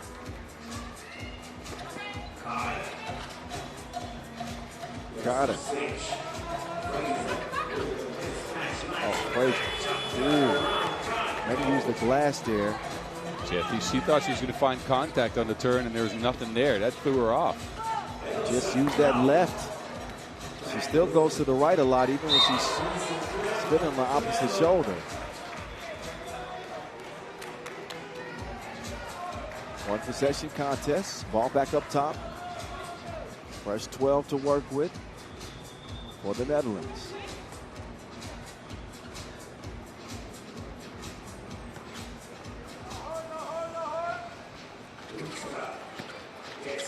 Ulstra, another missed layup.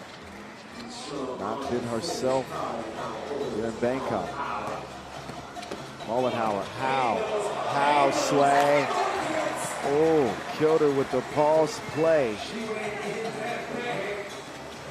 Mollenhauer now trying to show her defensive chops against Dreesen. This girl is on fire.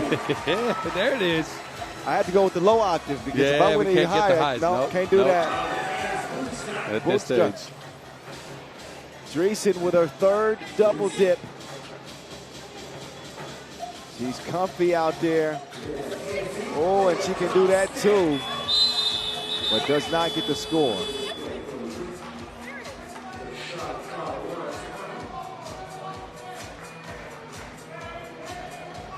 See the force there, and tough defense inside from Frazier.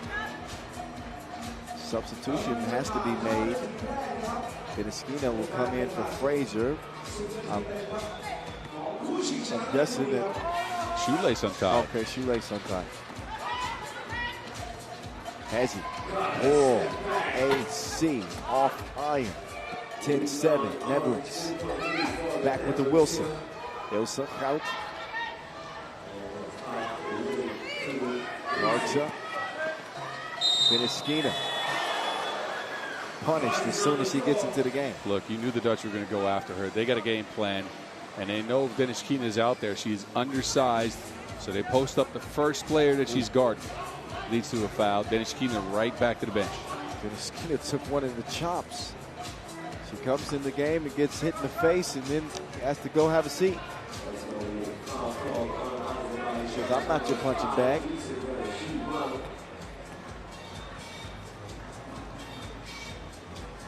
Dreesen strokes it. Past the midway point, but it's a 4-point advantage for the Netherlands. Mollenhauer. Messi. Inside. Frazier, biggest advantage. Wanted the whistle, doesn't get it. 11-8 we play on. Dreesen. Dreesen. She is in a different zone right now. 4-2 for MVP Dree. She is shooting to kill. Think about it. 2 games yesterday with 3 players. 1 already today. Legs show no fatigue. These Orange Lion is they're hearing her roar. Another one goes down for Dreesen. What is she up to now? 10 at least, maybe 12.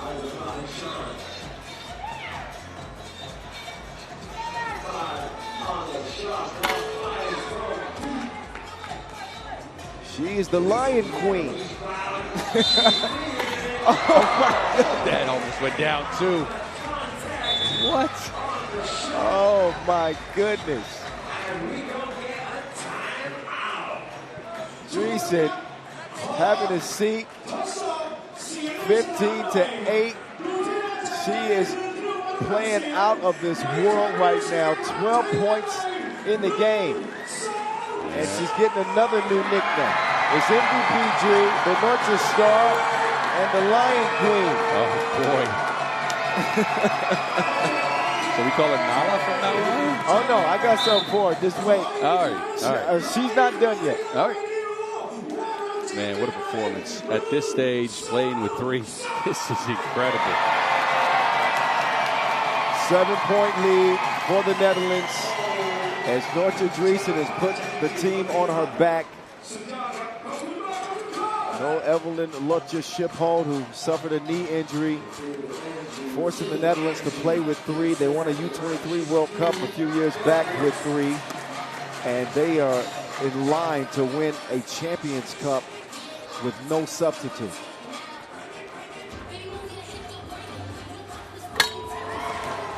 Dreesen on the brink of with the highest scoring total individually in any game in this tournament. And you can't beat 1s with 2s. Dreesen has been too much. 17-9 here in the women's final. Out to Janice, who's doing her dance. She'll get it to Dreesen, who quickly gets it back. And they don't do anything with that possession.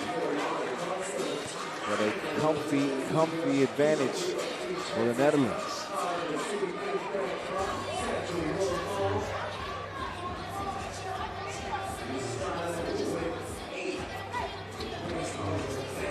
Mullenhauer and AC poked away. Mullenhauer fakes it. Does not make it. And this has been Azerbaijan's problem all tournament long. If they can't connect on the twos, the court gets really small inside. You don't really have to respect the shot. Mullenhauer had a lot of space to operate and still couldn't get it down. We'll see if they can get Dreesen out of this mood that she's in. She's going to set up Kout. They'll get it down to Dreesen. Dreesen with 3 to shoot. Wants to give it up. They do get the shot up. And nothing coming on that possession. Azerbaijan would need to pull off the comeback of a lifetime, 3x3, to pull this out. They are down a formidable 8. Maybe Mullenhauer can make it interesting. Frazier is able to squeeze it. Dreesen now, ISO game. Erica Carter defending. Dreesen will throw it away. Yeah, the Netherlands a little bit out of sorts on the last couple of possessions. This game is not over yet, right? This lead is not insurmountable. So they get a timeout here to try to regroup. Again, fatigue's a factor, but it must be for both teams, as Dennis Keen has seen the floor for only a month. 2:47 officially left.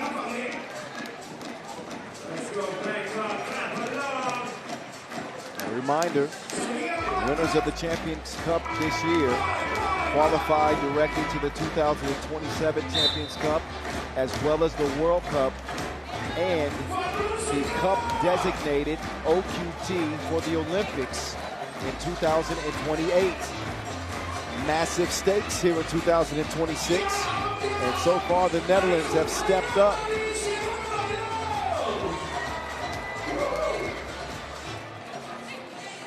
Frazier assessing the defense. Carter coming around. Carter moving right. Carter putting on the brakes. And that crashes into the back of the iron.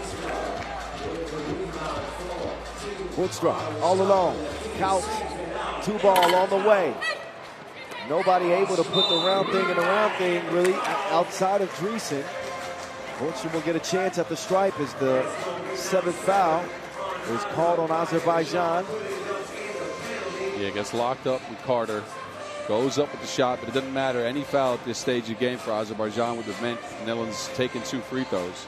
Not sure with the miss.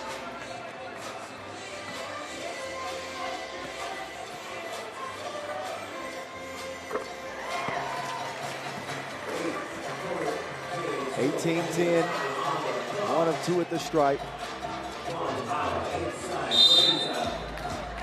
Netherlands still with a bunch of fouls to give as well, so they can now just play the clock if they want to.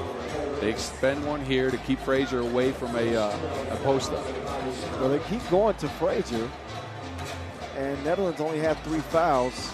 I think Azerbaijan got to change the strategy. Frazier finally stepped out beyond the arc, and then she picks up another foul, a careless one that will put Dreesen on the line.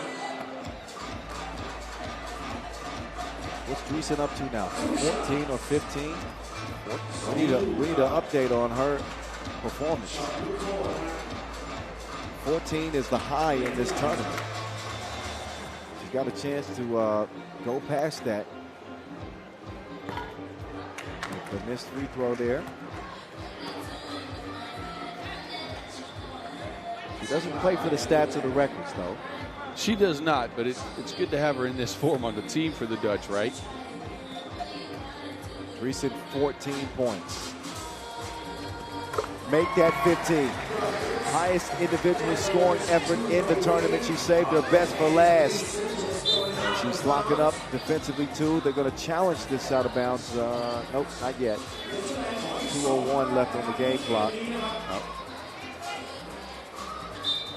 They are going to challenge. Yes. Okay. Another game played to perfection by the Dutch, right? And this time, not with the screening game. The defense has been really good, but they've just gone to their star, and she has delivered time and time again, especially from outside the two-point arc. My goodness, what a shooting performance. She got that first tee to go down, and after every shot, that rim just got bigger and bigger and bigger. The size of the North Sea. Did she hit her first 4? I think so.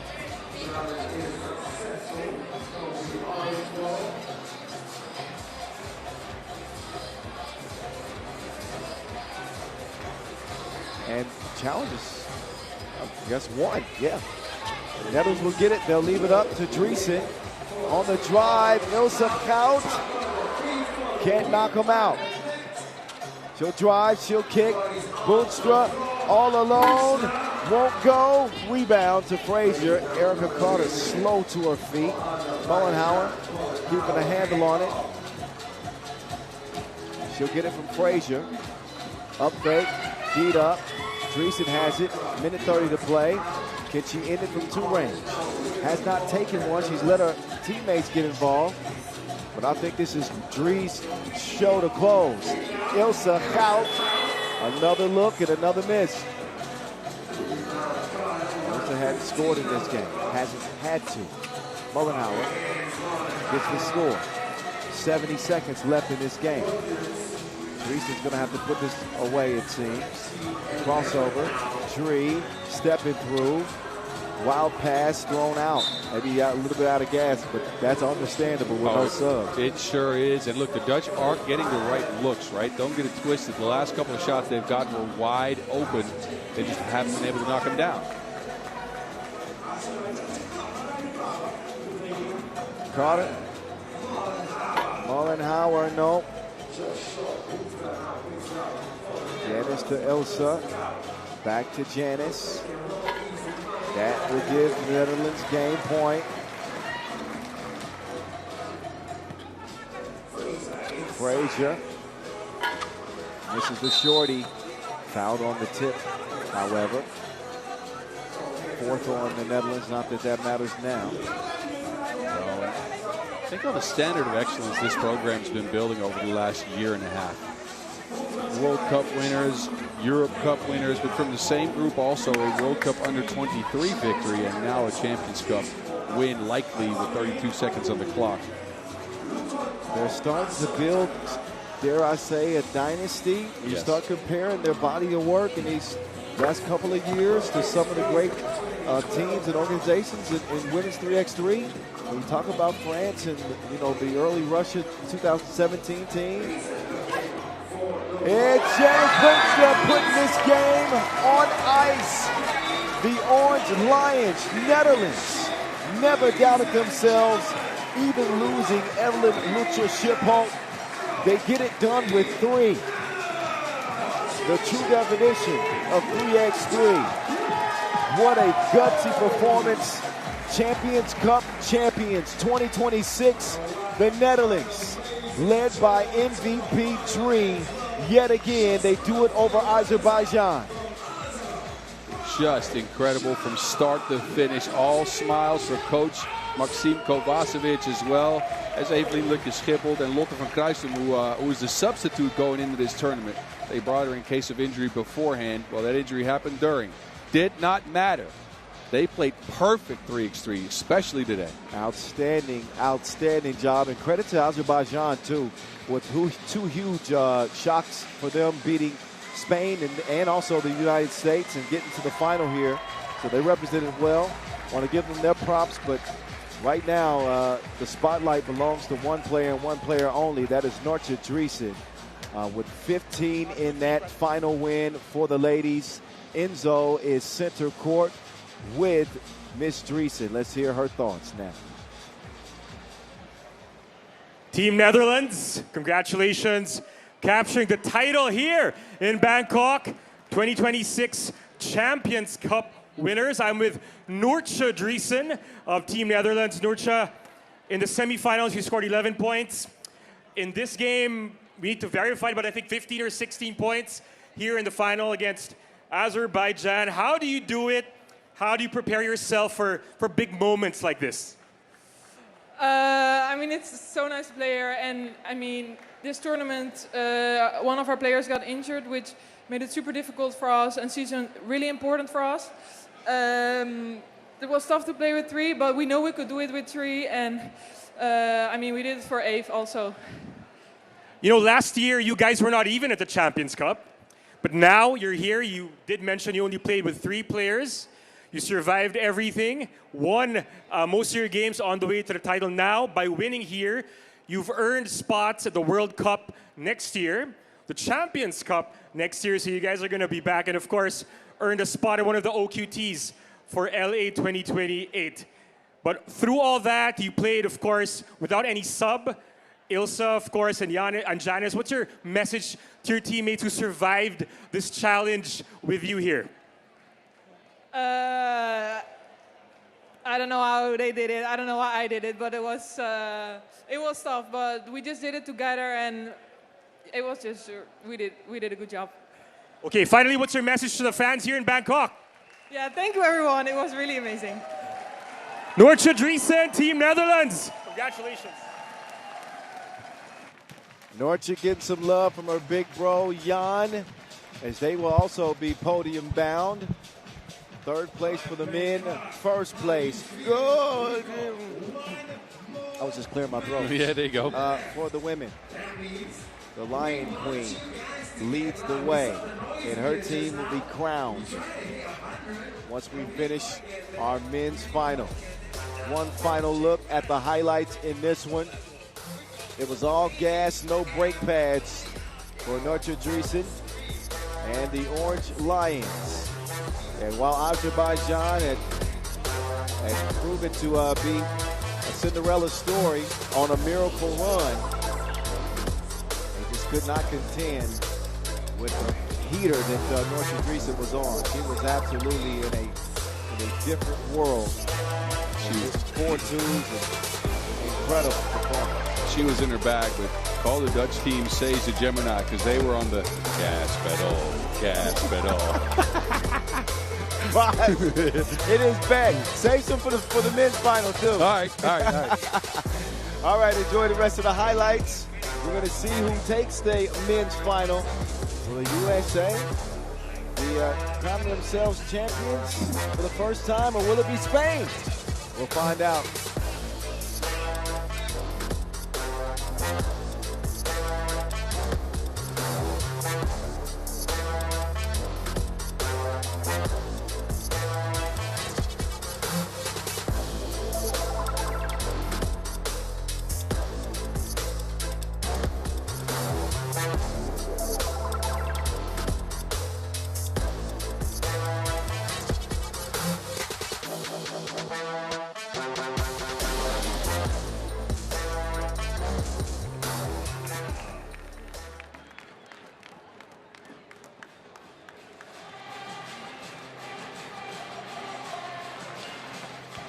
Women's competition culminating with a 9-point Netherlands win.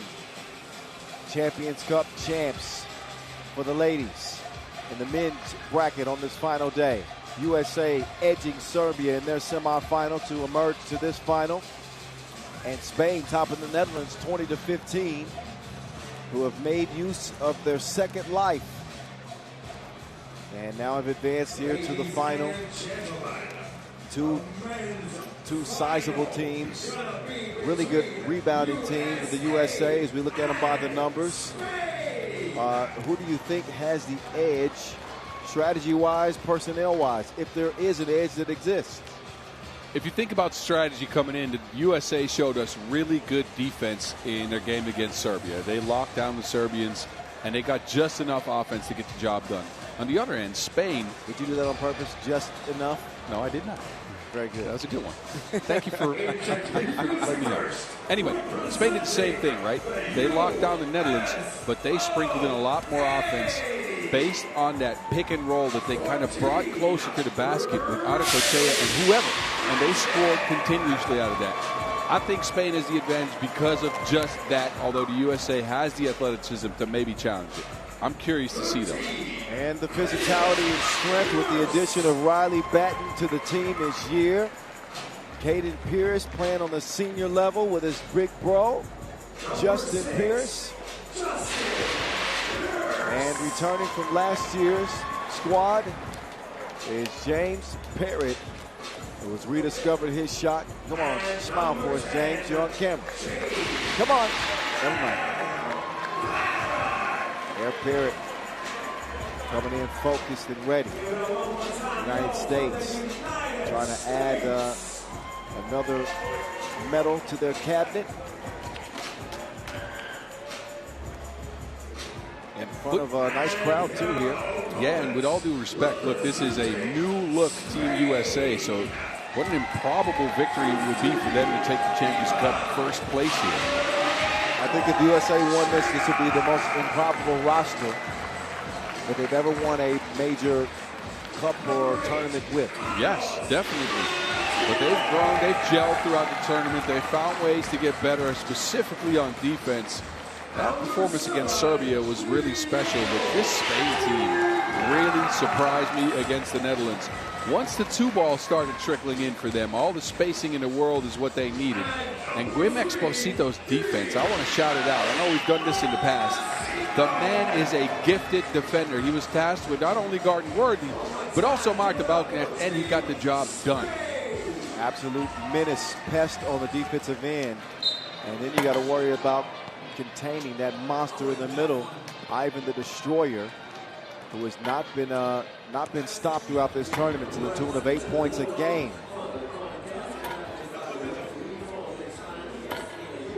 Well, the coin flip in our last 10-minute sprint of this Champions Cup.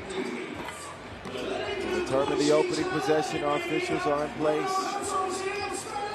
Rihanna and Yasmina to officiate this one. Parrott, his numbers don't jump off the page for you in terms of the scoring, but he does lead the tournament in blocked shots.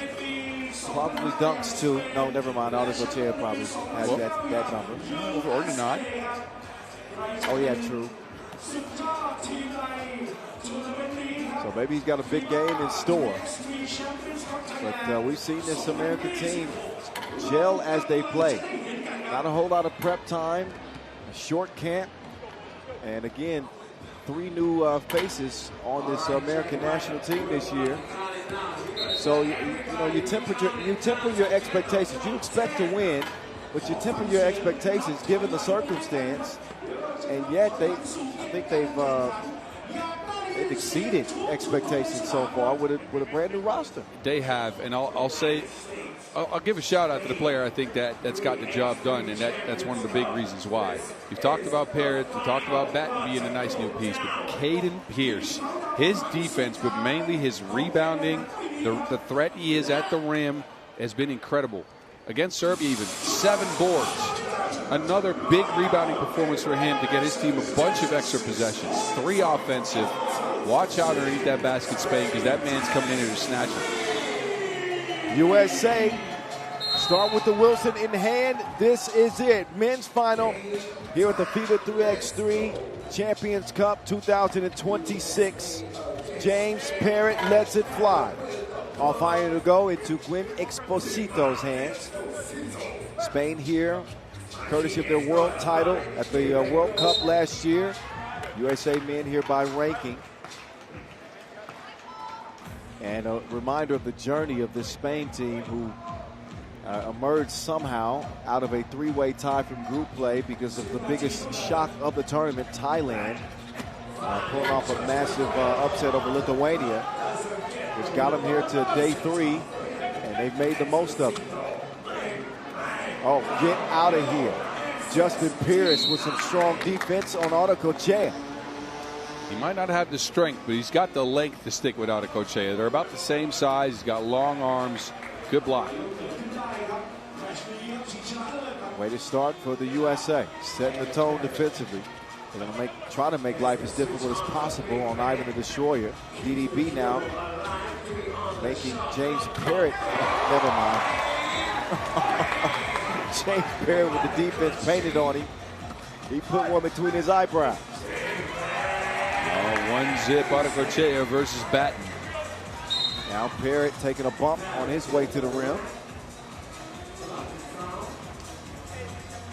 First whistle against España.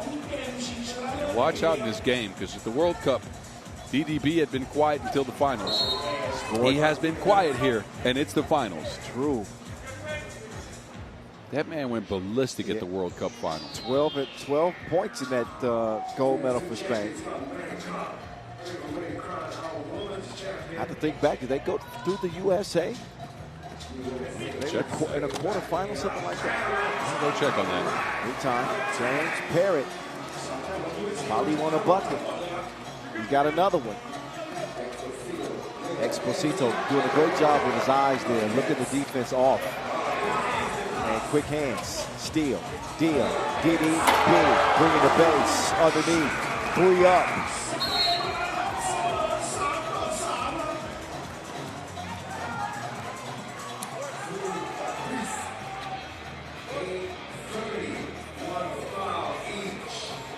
Three apiece as Pierce gets the American possession started. Him and his bro. Batten on the baseline. Caden taken off. Just at the rim, gets his own rebound. You know, Caden's game to me is reminiscent of Henry Caruso in how quick he is off his feet. He's got a real nose for the ball. Sure. That's a compliment if you watch Henry Caruso play 3x3 for the USA. I'm just saying. Spain didn't beat USA, by the way, at the World Cup. It was the Netherlands, China, Germany, Australia, and then Lithuania and Switzerland. Thanks for the backup. Parrott fouled on his way up. I'm old. I can't remember everything. No, that's okay. You usually remember a lot. James Parrott with last year's Champions Cup in its rear view. Had that layup that would have won it for the bronze for the USA. He's played really well here day 3. And he's responsible for all 3 of USA's points. He can't convert at the free throw line. Exposito trying to drop a dime, but it's picked up by the USA. Batten on the block, directing traffic. Parrott playing with his food. Scrumptious. How about JP?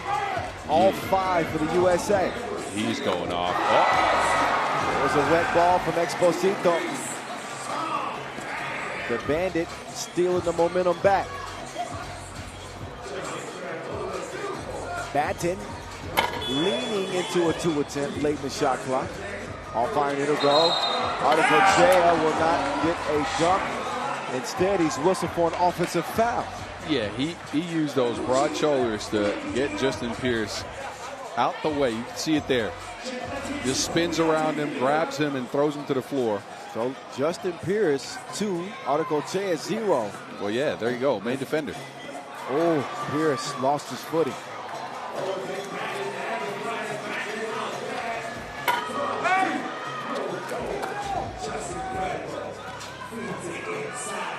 Batten using some time.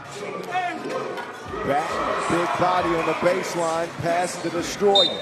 Nifty move. Spun into him, kept him on his hip, and made sure the reverse went his way. 1-1. Batten versus Arcochea. 6-5 USA. And the matchup that matters. Our first media timeout. James Parrott in his bag. Going off. Outside, inside.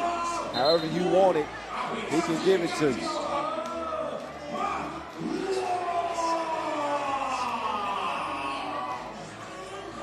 Capacity crowd here at Central World Square in Bangkok, Thailand. DDP chunking the deuces. That's tracked down by Caden Pierce to his brother. Justin is fouled. And I believe he's behind the 2-point arc. Yes, he is so quick to get up off his feet to get a shot. Quick trigger on the release as well. Tough to stick with him. And if you're close, he's going to take the contact. This time around leading to 2 free throws.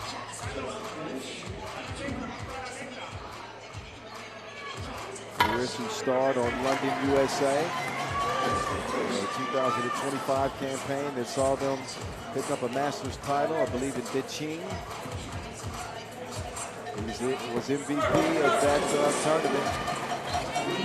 He will extend USA's advantage, 8-5.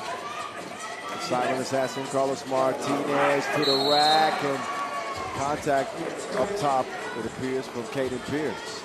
Only the second foul in the United States. Came with a good contest, but he gets a little piece of the off arm and swipes at the ball, so he hits Martinez twice.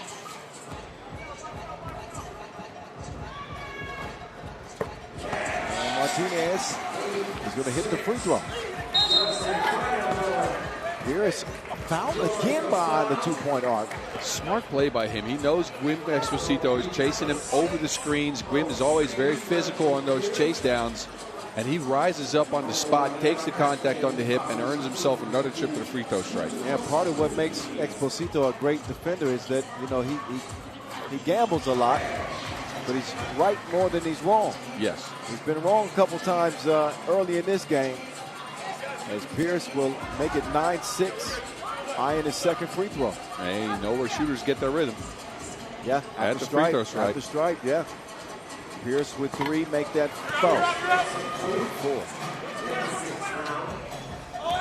10-6, Exposito does away with Pierce and then drops a filthy dish off.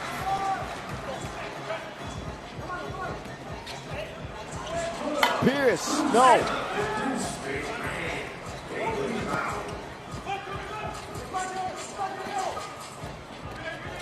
Exposito, Diego de Blas out to Gwyn. Doesn't even hit the rim. You could have had another Gwimmer rimmer, but no.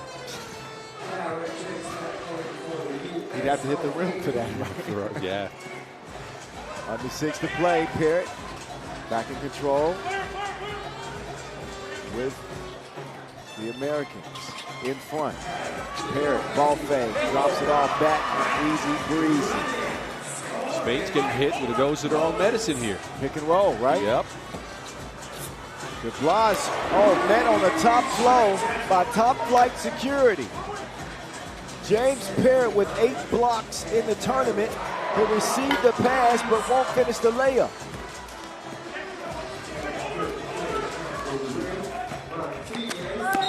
A strong move for Martinez. Martinez always seems to keep his cool. Spain keeping pace. They'll shoot 1 to try to get this to a 1-possession game.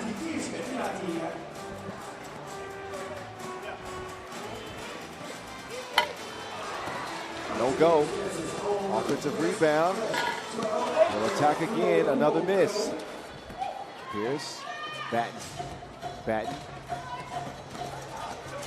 About face. Oh, that possession had disaster written all over it. They was all confused and discombobulated. Yeah, that's where you can see the lack of chemistry this team has. They're still building on this squad. They're still gelling a little bit. Not every possession will be crisp. Rim inside. And foul on the floor. Did you see that, though? Adecochea tried to move Caden Pierce out of the way, and he just stood his ground. I saw he kind of forced the spin off of him. Yep. But back down low goes Adecochea. He's in the paint more than Bob Ross. You don't remember Bob Ross? I remember using that line, no? No, I remember Bob Ross. There's a happy little tree right here. We just want to put 2 happy trees right over there. That gets some clouds on top. We need some clouds up there. Yes. 11-8. DDB, wow! That was a block/dunk layup. Oh, and it's challenged. Well, Parrott blocks the dunk attempt, but on the follow-through, the ball kind of goes. Okay, not into the rim. I don't think this will be scored. Oh, shouldn't be a score. Nope. But the bucket was counted. That's the call. They thought it was down and then out. Yeah, that should not count. That was not down in the cylinder. Maybe it was a goaltend why they counted it though. I don't even think it's a goaltend. I don't think so either. I think it was blocked cleanly, but on the follow-through is when you saw that activity around the rim. Nope. No score. Right call to make. Good job. Shout out DJ Mike Lewis. He says the Glim Reaper is not a bad nickname. Oh, there we well, go. He can't be the Glim Reaper because James Parrott is the Slim Reaper. There you go. Okay. Back to the drawing board, Mike Lewis. He always comes up with a couple of good ones, though. No, he got bars. I'm just messing with him. Batten will hand it over. Pierce. James Parrott. Shot clock violation. 4.5 to play from Bangkok. Men's final. Kyle Montgomery, a.k.a. at 3x3 The Voice. Miles Rosenthal at 3x3 The Mountain. We are at the mountaintop. Oh, active hands. Sandy fine from Martinez. Maybe you don't rush that pass if you're Justin. A little bit of strange there. The bro connection not working. Yeah. 2-point game. The Blas couldn't squeeze it, but he hustles back and gets the rebound. Spain refused to go away. Spain is actually out-rebounding USA at this moment while they're playing against the best rebounding squad in the men's field. And USA just turned it over back in Spain's possession. You know what happens when these guys start feeling the emotion and the adrenaline? They get better. Yep. They ride that wave. Ross struggling with his stroke. He ain't gonna have a 12-point performance in this one. Media timeout. United States lead has been trimmed down to a tidy 1, 11-10. The Blas's stroke has not worked in the tournament so far. His driving game has. He's been getting to the rack. He's doing all the right things. And he's getting open shots as well. And they're not going down. And Spain is hoping for him to hit a couple. He's 2 for 14 in the tournament so far. Normally a good shooter. Being a bit streaky, but yes, very much so. This tournament, his stroke has been nope. They're trying to get him going. And he is completely out of sync. Broke J after broke J from DDB. Batten using a lot of time. Pierce fouled yet again beyond the stripe. Or behind the arc, I should say. He was going to shoot 2 free throws anyway. It's the 3rd occasion that he's been fouled beyond the 2-point arc in the game. So he's going to get a chance to work on his free throws again. Yeah, he went up there and shot it awkwardly too, like off angle, jump, pulled his legs up. It was a weird play. USA have had their issues at the free throw line in the tournament. Have they? I think before this game started, they were 9 of 41, 22%. That is rigid. Yeah, it's been the bugaboo. The Blas, he needs some confidence. And he's not going to build confidence because he's too busy building bricks. Parrott, how does he fit that in there? That pass could have fit through a peephole. Great vision from James Parrott to Batten. Yeah, that was a shuffle pass, man. Quick look, way to find and way to be patient on Riley Batten's end, finishing up the play. Some of the facilitating ability of Parrott.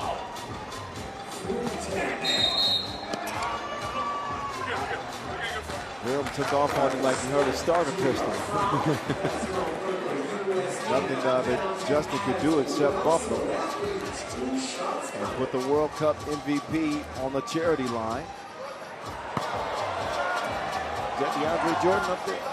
He hit the front of the rim, barely. Okay. Grazed it. A slight easterly wind. The Destroyer manages to keep his footing.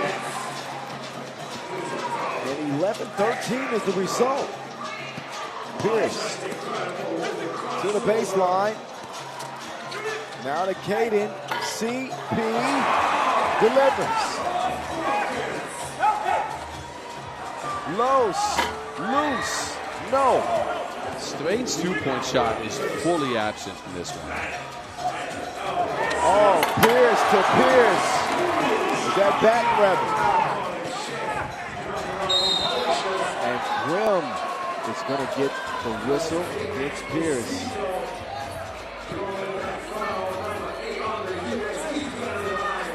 Another two-point shooting foul as Gwim gets around the screen. Caden leans on his hip.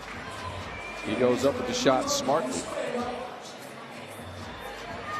Savvy play from Exposito. USA have been maintaining a slim lead throughout the game. After James Parrott's hot start, we set the tone for them. But Spain have continued to charge back and give themselves a chance to hang around in this game. 2 free throws will help their cause as they get it down 15-13.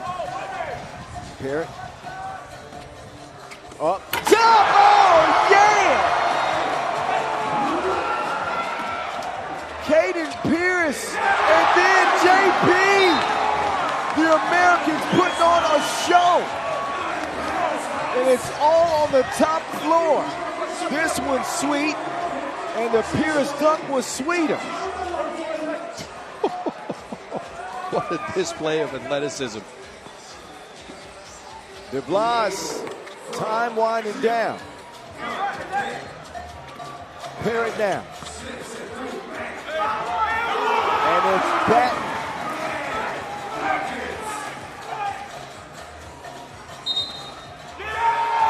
Martinez steps on the line, and Spain are becoming unraveled.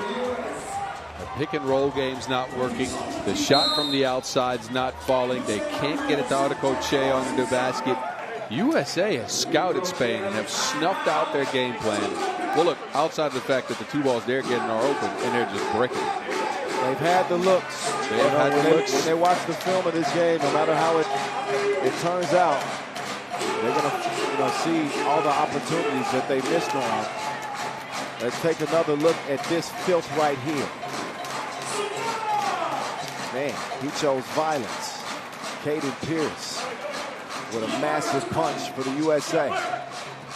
James Parrott sinking to the rim, and the USA can almost taste it.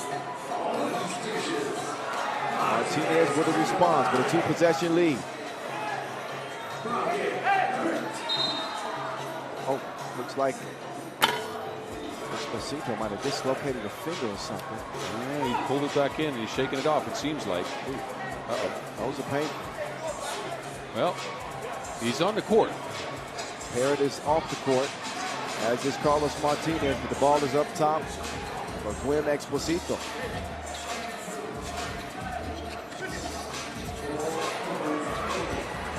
De Blas over in this game.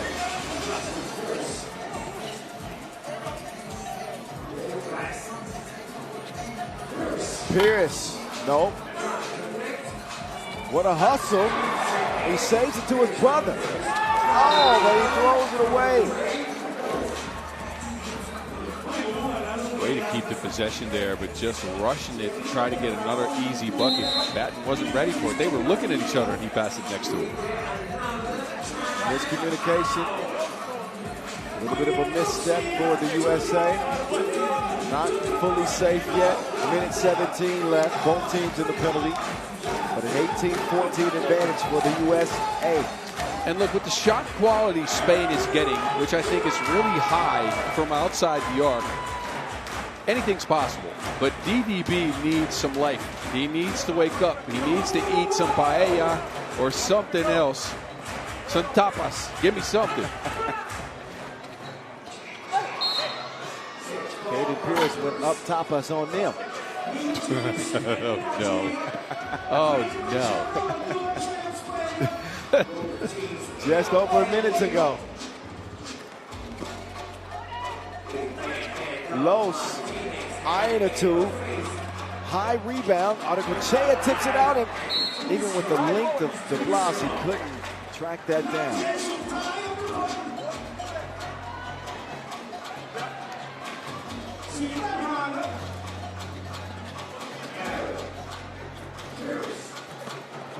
Oh, that's a beautiful find. Justin couldn't finish it. Out of bounds it'll go. And it should be USA ball. I'm seeing challenge. I think they are going to challenge it. Who's going to challenge it? Spain. If anything, you get a quick breather. That might be what they're doing here, but when you save that challenge, you can use it as a resource, right? Exactly. You can see Artecochea giving direction to the ball. Question is, does it roll off the hands of a USA player? Justin Pierce down there, trying to get his mitts on it. Ball on the floor is USA ball. But from this angle, ooh, it looks like Justin Pierce might hit it there. I don't know. Well, it has to be conclusive. Yes. And I'm still going to say that's probably out on Artecochea. I guess so, yeah. It's close, though. I understand the challenge. Big call here. Challenge one. Wow. You know what you're talking about then. And smart challenge that swaps possession over to España. The World Cup MVP, DDB, is shooting them out of this.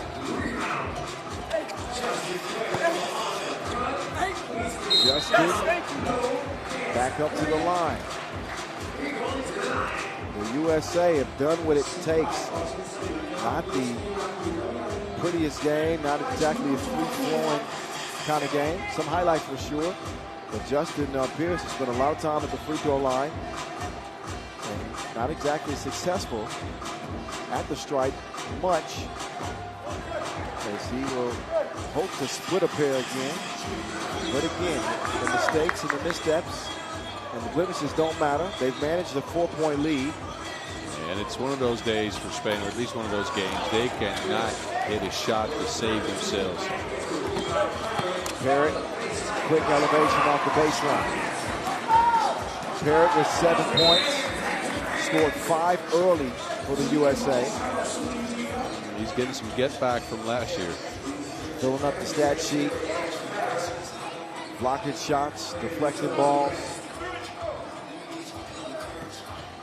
And getting assists. Martinez knuckleballs one up. Looks like Spain's gas tank is on empty. Yeah, they've tried. They got the shots they wanted. They got the looks they wanted. 0 shots made from 2-point range in this game, though. That is not enough.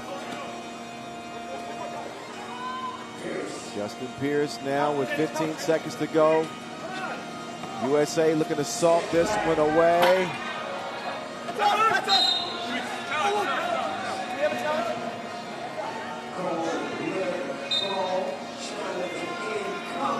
Out of bounds apparently on Caden.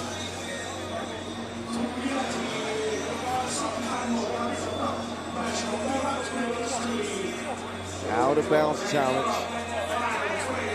But inconsequential. This one's in the books. You can't make up a 5-point deficit with this much time on the clock, especially I think against the USA team that would just, if Spain even gets the ball, we'll just let them shoot. USA will get possession here, though.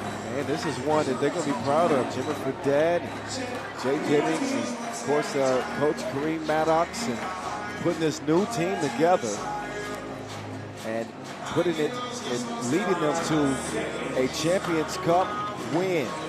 Final few ticks, and it's winner, winner, USA dinner here at the Champions Cup in Bangkok. 26 didn't finish on the podium in the inaugural edition. No one will stand above them this time. 19-14 over Spain. USA get it done. What a game. Again, they make it a defensive grind. They gave up some looks on two. Spain couldn't capitalize, and they dominated the boards, destroyed underneath the basket, and they had a lot of extra possessions.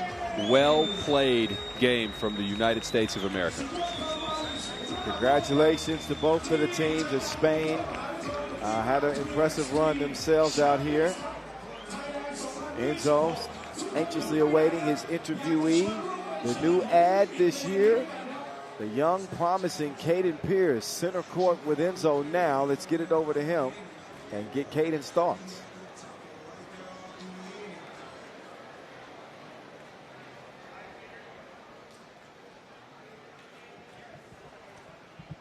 Winners of the men's tournament of the FIBA 3x3 Champions Cup here in Bangkok, Thailand.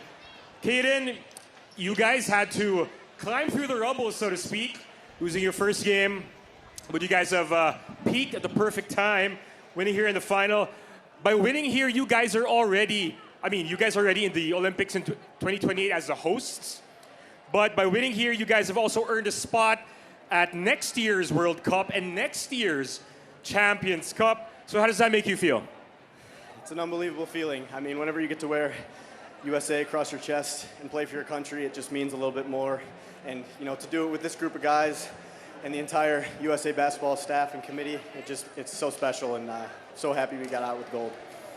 Not a lot of people might know, but this is actually your very first time playing alongside your older brother, Justin Pierce, at any level, and you didn't just win a game or two, you won the whole thing. So can you talk to us about how special that is for you and your brother? Yeah, it's a dream come true. It's not very often you get to play with your brother on an international stage, and I'm glad I was on his team this time. I played against him and had my fair share of losses, so it's just a special honor and privilege to be able to do it for Team USA. And you actually have another brother who's a pretty big deal in American football, but he's watching at home, watching you and Justin win the gold. So any shout out for your brother, Alec? Yeah, shout out. Hope he's watching. Hopefully he's not sleeping back home. But yeah, it's just, it's brotherly love. And, we get our headlines today. He's had a couple in the last few weeks, so we're happy about that. Lastly, any message to the amazing fans here in Bangkok? Thank you so much to everybody who came out to support. We love you guys. We couldn't have done it without you. Thank you. Caden Pierce, Team USA, congratulations.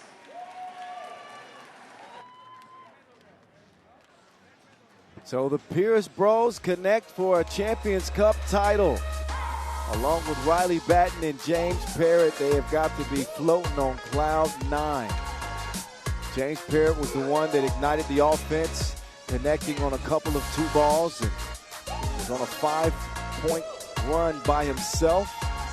Spain tried to put up a fight, but struggled keeping the USA off the glass. Caden Pierce was fierce in that category. Saw the defense from the Americans, and Spain got so many open looks from long range, and they've got capable shooters, but they just did not have the touch in this game, despite that Exposito switch that you just saw. Managed to contain Articoche. In fact, maybe even had him a bit frustrated at times, even with somebody as slightly figured as Justin Pierce. With all respect, he's light, he's wiry, but he did a hell of a job with his post defense. And even while Spain drew close and were within striking distance, you never got the feeling in this game that they were ready to take the lead. No, and they couldn't capitalize on that momentum that they found somewhere in the middle when they got a couple of 1-point buckets. It's the twos that just never came around. Yep, and then Caden Pierce with the dunk that almost made me cuss. Yam it. Yam it. That was mean. One-handed pokey dunk on the oop. Highlight of the game. And a few Last buckets for España would not be enough. USA win it here in Bangkok 2026. So our podiumists, yes, I made that word up. Our podiumists are getting ready to come out and get their recognition as we show you the men's bracket one last time. USA over Spain, 19-14 to cap the action. Stick around for our post-game awards ceremony. We'll find out who our MVPs are in each gender's competition and hand out some beautiful Champions Cup in Bangkok.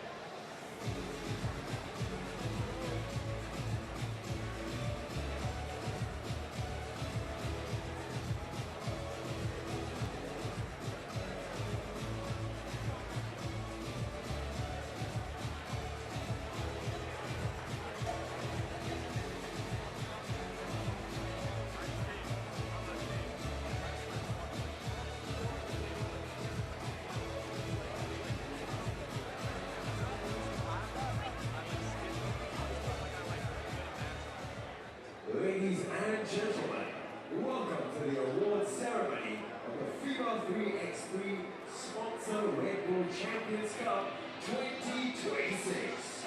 After an incredible tournament here in Bangkok, it's time to honor our champions and outstanding performers.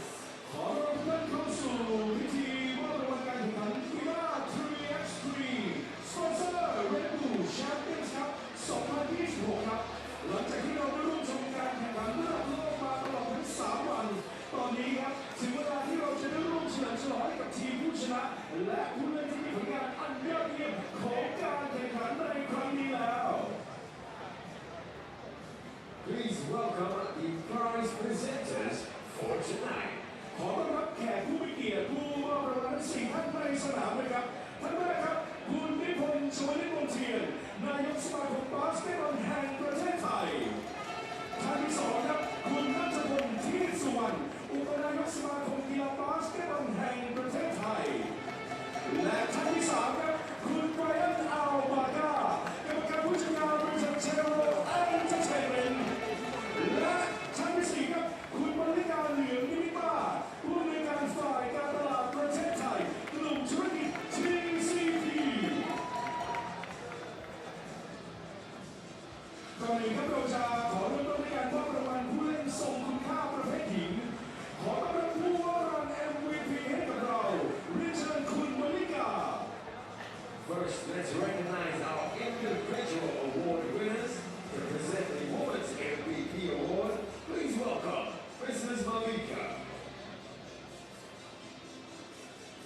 และผู้เล่นทรงคุณค่าของเราที่เล่นได้ยอดเยี่ยมในประเภทหญิงก็คือ The Women's MVP of the tournament from Netherlands, number 4, Nadja Desan. Our first MVP is announced, and there's a reason why we were already calling her MVP Dream. She did it at the Europe Cup 2025, the World Cup 2025, and now the Champions Cup 2026. She averaged just a shade under 12 points per game the entire tournament, an explosive 15 in the final to lead the Netherlands to the Champions Cup title. I mean, we knew this before it was announced. What a tournament for Nadja Desan. Nobody was able to guard her. No, regardless of the game, she was getting hers. She dragged her team with 3 players across the finish line. Just an incredible performance. She was in her mood like Ice Spice. Red hot in the final. Red hot the entire tournament. And she'll be joined by the other top performers in the tournament. Azerbaijan, who will take second place. Brianna Fraser, solid 7-7 for much of this tournament. Her numbers dipped a bit on the final day of action. Alicia Gray for the United States, representing the third place winning team. Outstanding performances from each of these 3, but there could only be one MVP and one winner. That is the Netherlands. Congratulations to all 3 of these ladies. Alicia Gray, Brianna Fraser, and of course, Nadja Desan. Thank you, Mrs. Malika. Give it one more time. Your women's team of the tournament, Nadja Desan, Brianna Fraser, and Alicia Gray.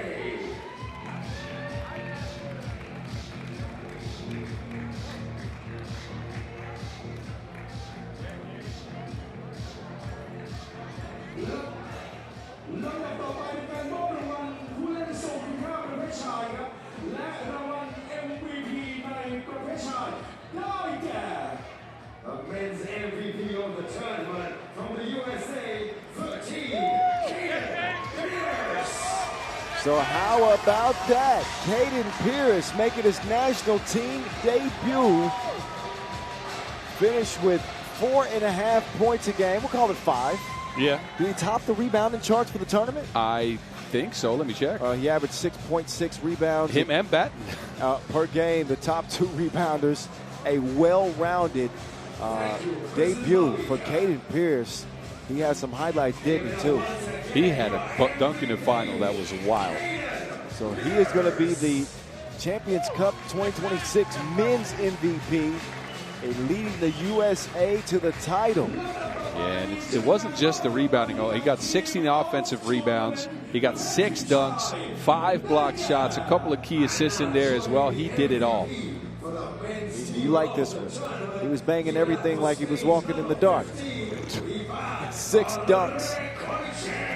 He was going crazy. Azerbaijan, impressive numbers for him. I believe he's going to finish with about 8 points a game. 6.6. He was quiet in the final. That might have dropped his average. But still a worthy performance. No pun intended with Worthy now joining them on the floor.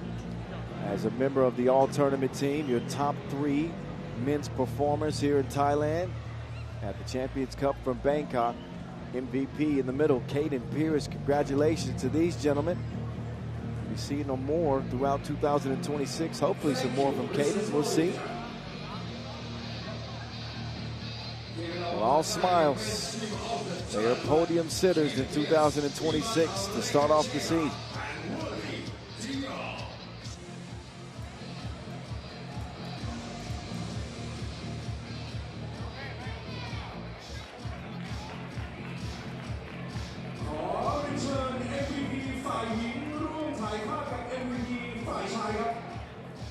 Let's allow our women's MVP to join our men's MVP. Give it up once more. Your MVPs, King Pierce and Norcia Grisson.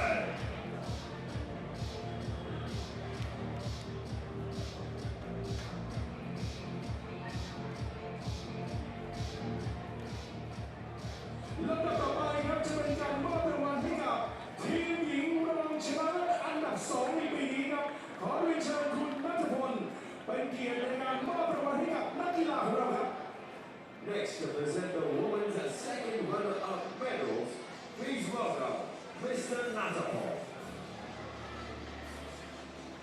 ทีมรองชนะเลิศอันดับ 2 ของทัวร์นาเมนต์ในปีนี้ครับนี่คือประเภททีมหญิงพร้อมแล้วครับ Securing second runner-up at the Women's 3x3 Champions Cup 2026. Give it up for USA!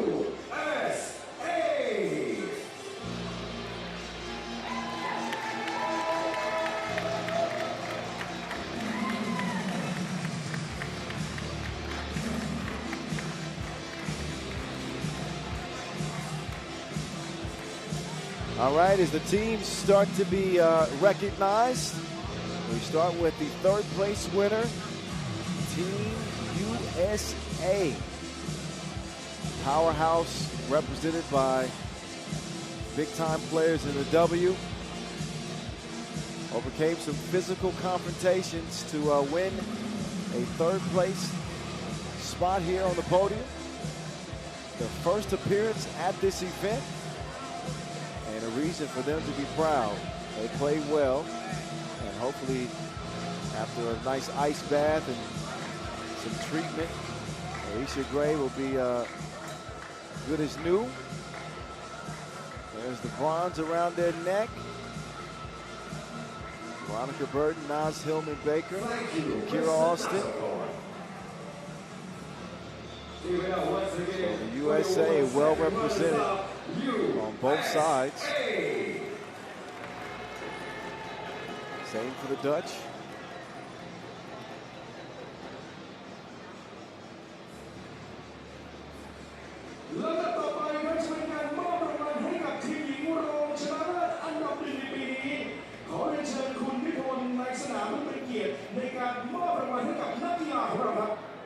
Next to present the women's first runner-up medals, please welcome Mr. Nippon.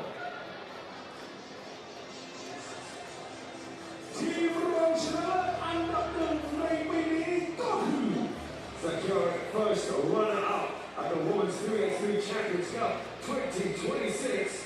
Give it up for Azerbaijan. Azerbaijan getting their moment in the spotlight. They were not considered a favorite in this year's competition, but a favorable outcome for this quartet right here with big, big upsets, first in group play over Spain, and then in the semifinals over the United States.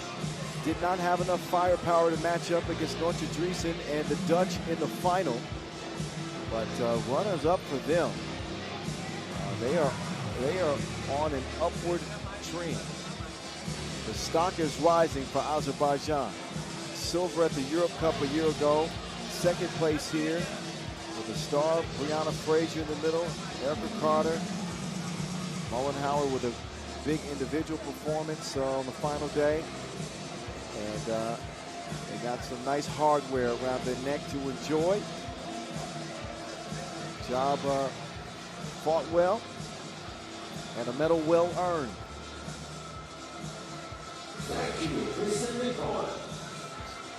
Runners up here in Bangkok 2026. Once they make their way off of the platform, then the champions will take the court and look to get their paws. I say paws because they're the Orange Lions on that beautiful Champions Cup trophy over there. We were pause-free all tournament. That's true. We did a good job. Vince Head will be proud. Yes. 3x3 Champions Cup 2026 Netherlands. The mighty, mighty Orange Lions. Team Netherlands. Undefeeted? Nope, they lost to the USA in pool, remember? That's right. That's right. Yep. But they overcame that. They fought back. Happy to see Evelien out there as well.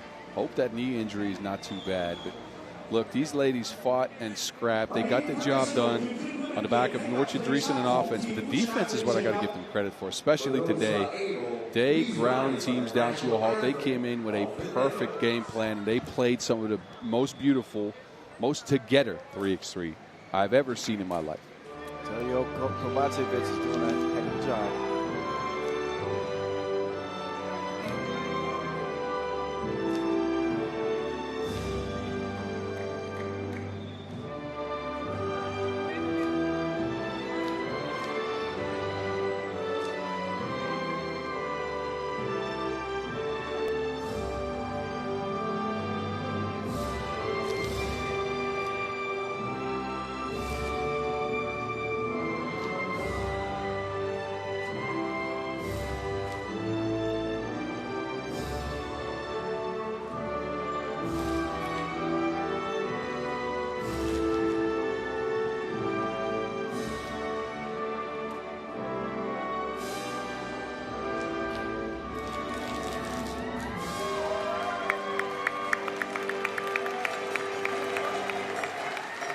You said it.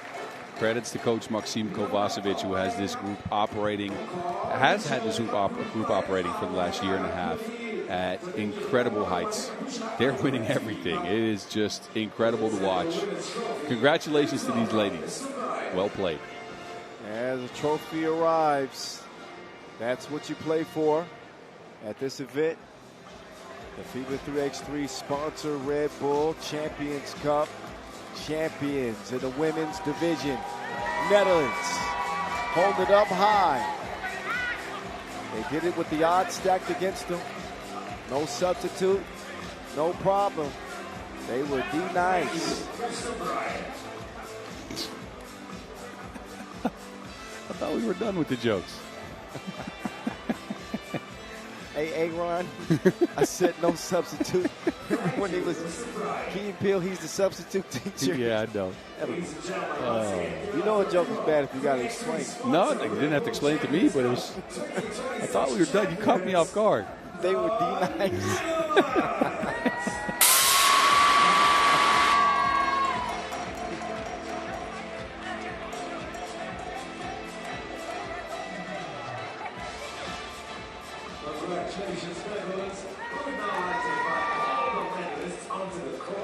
I wonder if this is the first event where a brother and a sister have both picked up a medal in FIBA 3x3. I'm not sure. I can't think about it. any previous iterations of this. Yeah, I'd have to really go down memory lane. Remember the Slochters? Were they ever at the same tournament winning, though? Maybe the Europe Cup in Jerusalem, if I have to think back on that. Well, it's a hell of a day for the Dutch and the Americans for sure, as both of their teams end up on the podium. For the Dutch ladies first, for the American men first. For the American women third. The Dutch men third.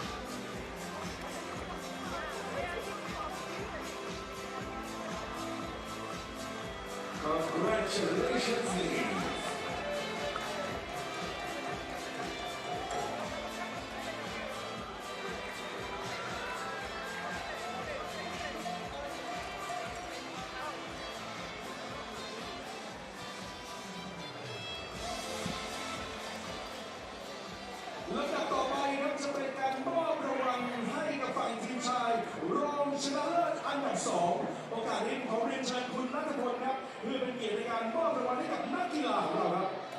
Next to present the men's second runner-up medals, please welcome Mr. Natapon.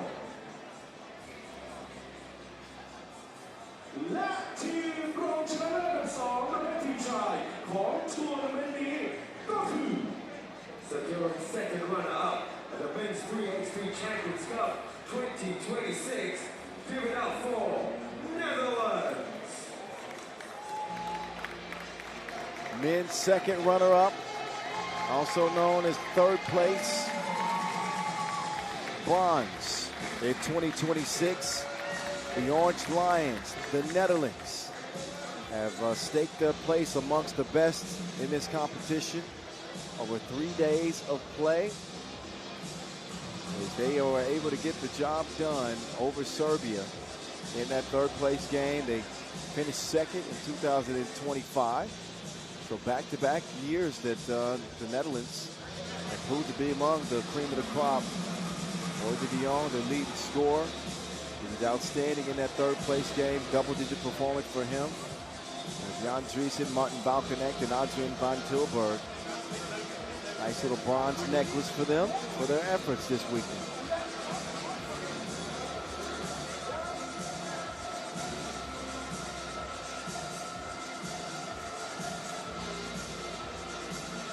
Thank you, Mr. Natapon. Give it up once again for your men's second runner-up medalists, Netherlands.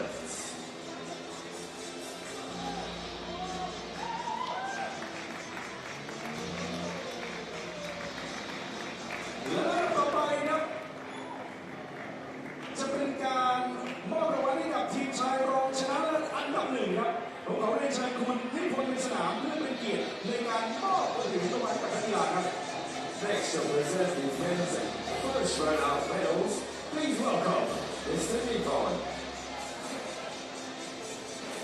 และขณะนี้ครับทีมรองชนะเลิศอันดับหนึ่งในประเภททีมชายของเราพร้อมแล้วครับ Securing first runner-up at the men's 3x3 Champions Cup 2026. Give it up for Spain. First runners-up. They finished second. Spain ran out of gas in the final. But when it's all said and done, an impressive body of work for the defending World Cup champions. They settle for second this time. Diego de Blas, Carlos Martinez, Grim Exposito, and Ivan Autocochea. An emotional run for them. A roller coaster, I think, is appropriate. Going from thinking that they were kicked out of the tournament and not going to advance to the semifinals to seeing a big upset by Thailand over Lithuania. They got them a ticket. Win the semis. Put them here. And putting to be proud of for these fellas right here.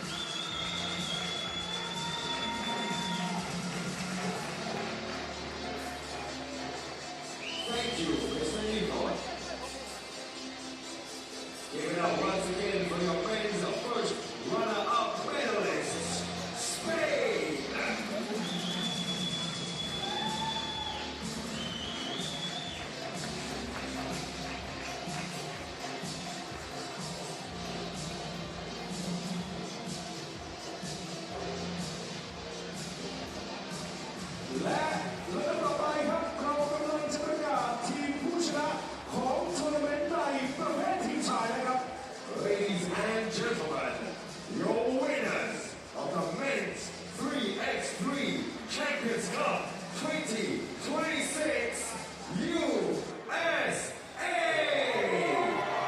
last but certainly not least, the Stars and Stripes USA New Look crew get it done in Bangkok. James Parrott, Justin Pierce, Caden Pierce, and Riley Batten battled through the competition over 3 days. And one of the more improbable rosters to win a major cup like this. They'll get a photo op and then we'll get a chance to respect the USA national anthem.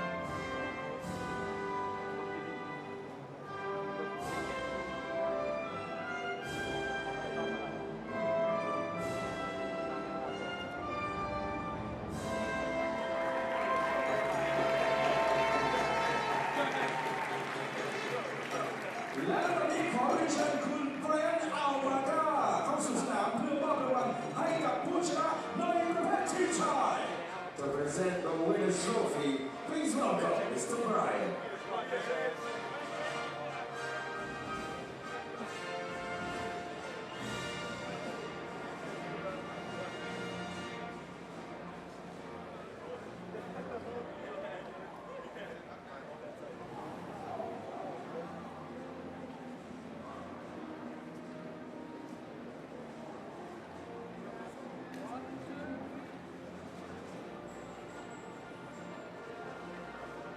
Thank you, Mr. Brian.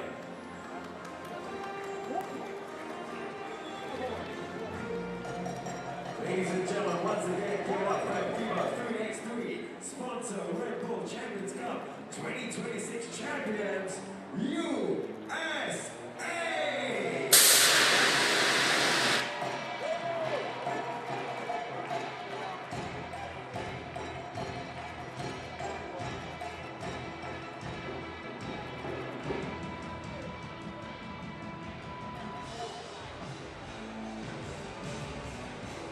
Congratulations to the United States. We would now like to invite all the medalists onto the court for a group photo.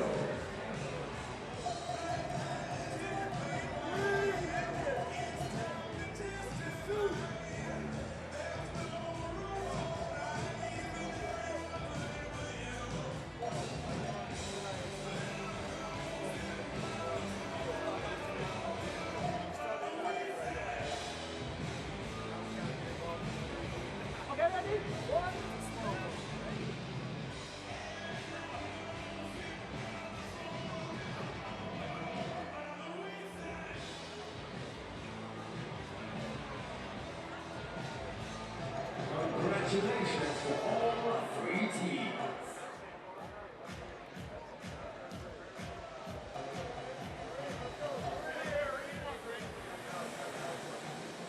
และต่อไปจะมีโอกาสให้กับทีมผู้ชนะไทยประเภททีมหญิงและทีมชายได้ถ่ายภาพร่วมกันครับ Now let's invite our women's winners to join the men.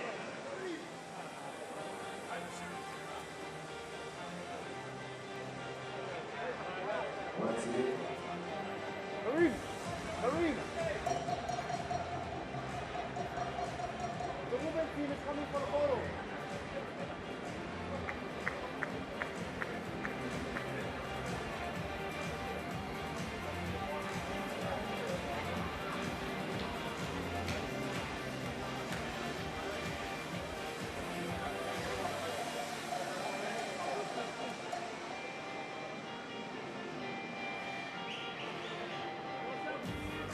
Once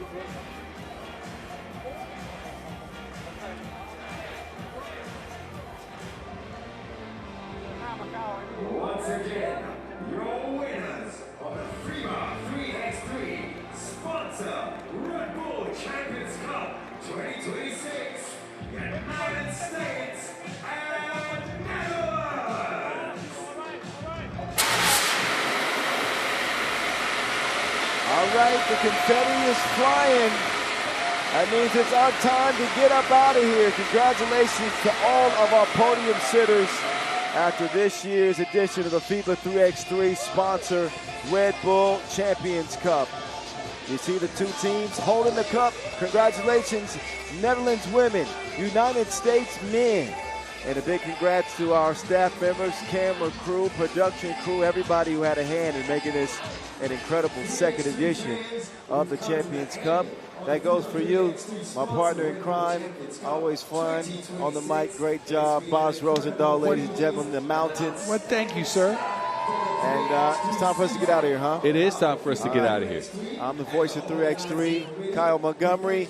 Next up on the schedule, wow, the 3x3 Asia Cup from Singapore coming at you April the 1st. Couple weeks away. We are right back at it. Y'all be safe out there. See you in Singapore in 2 weeks.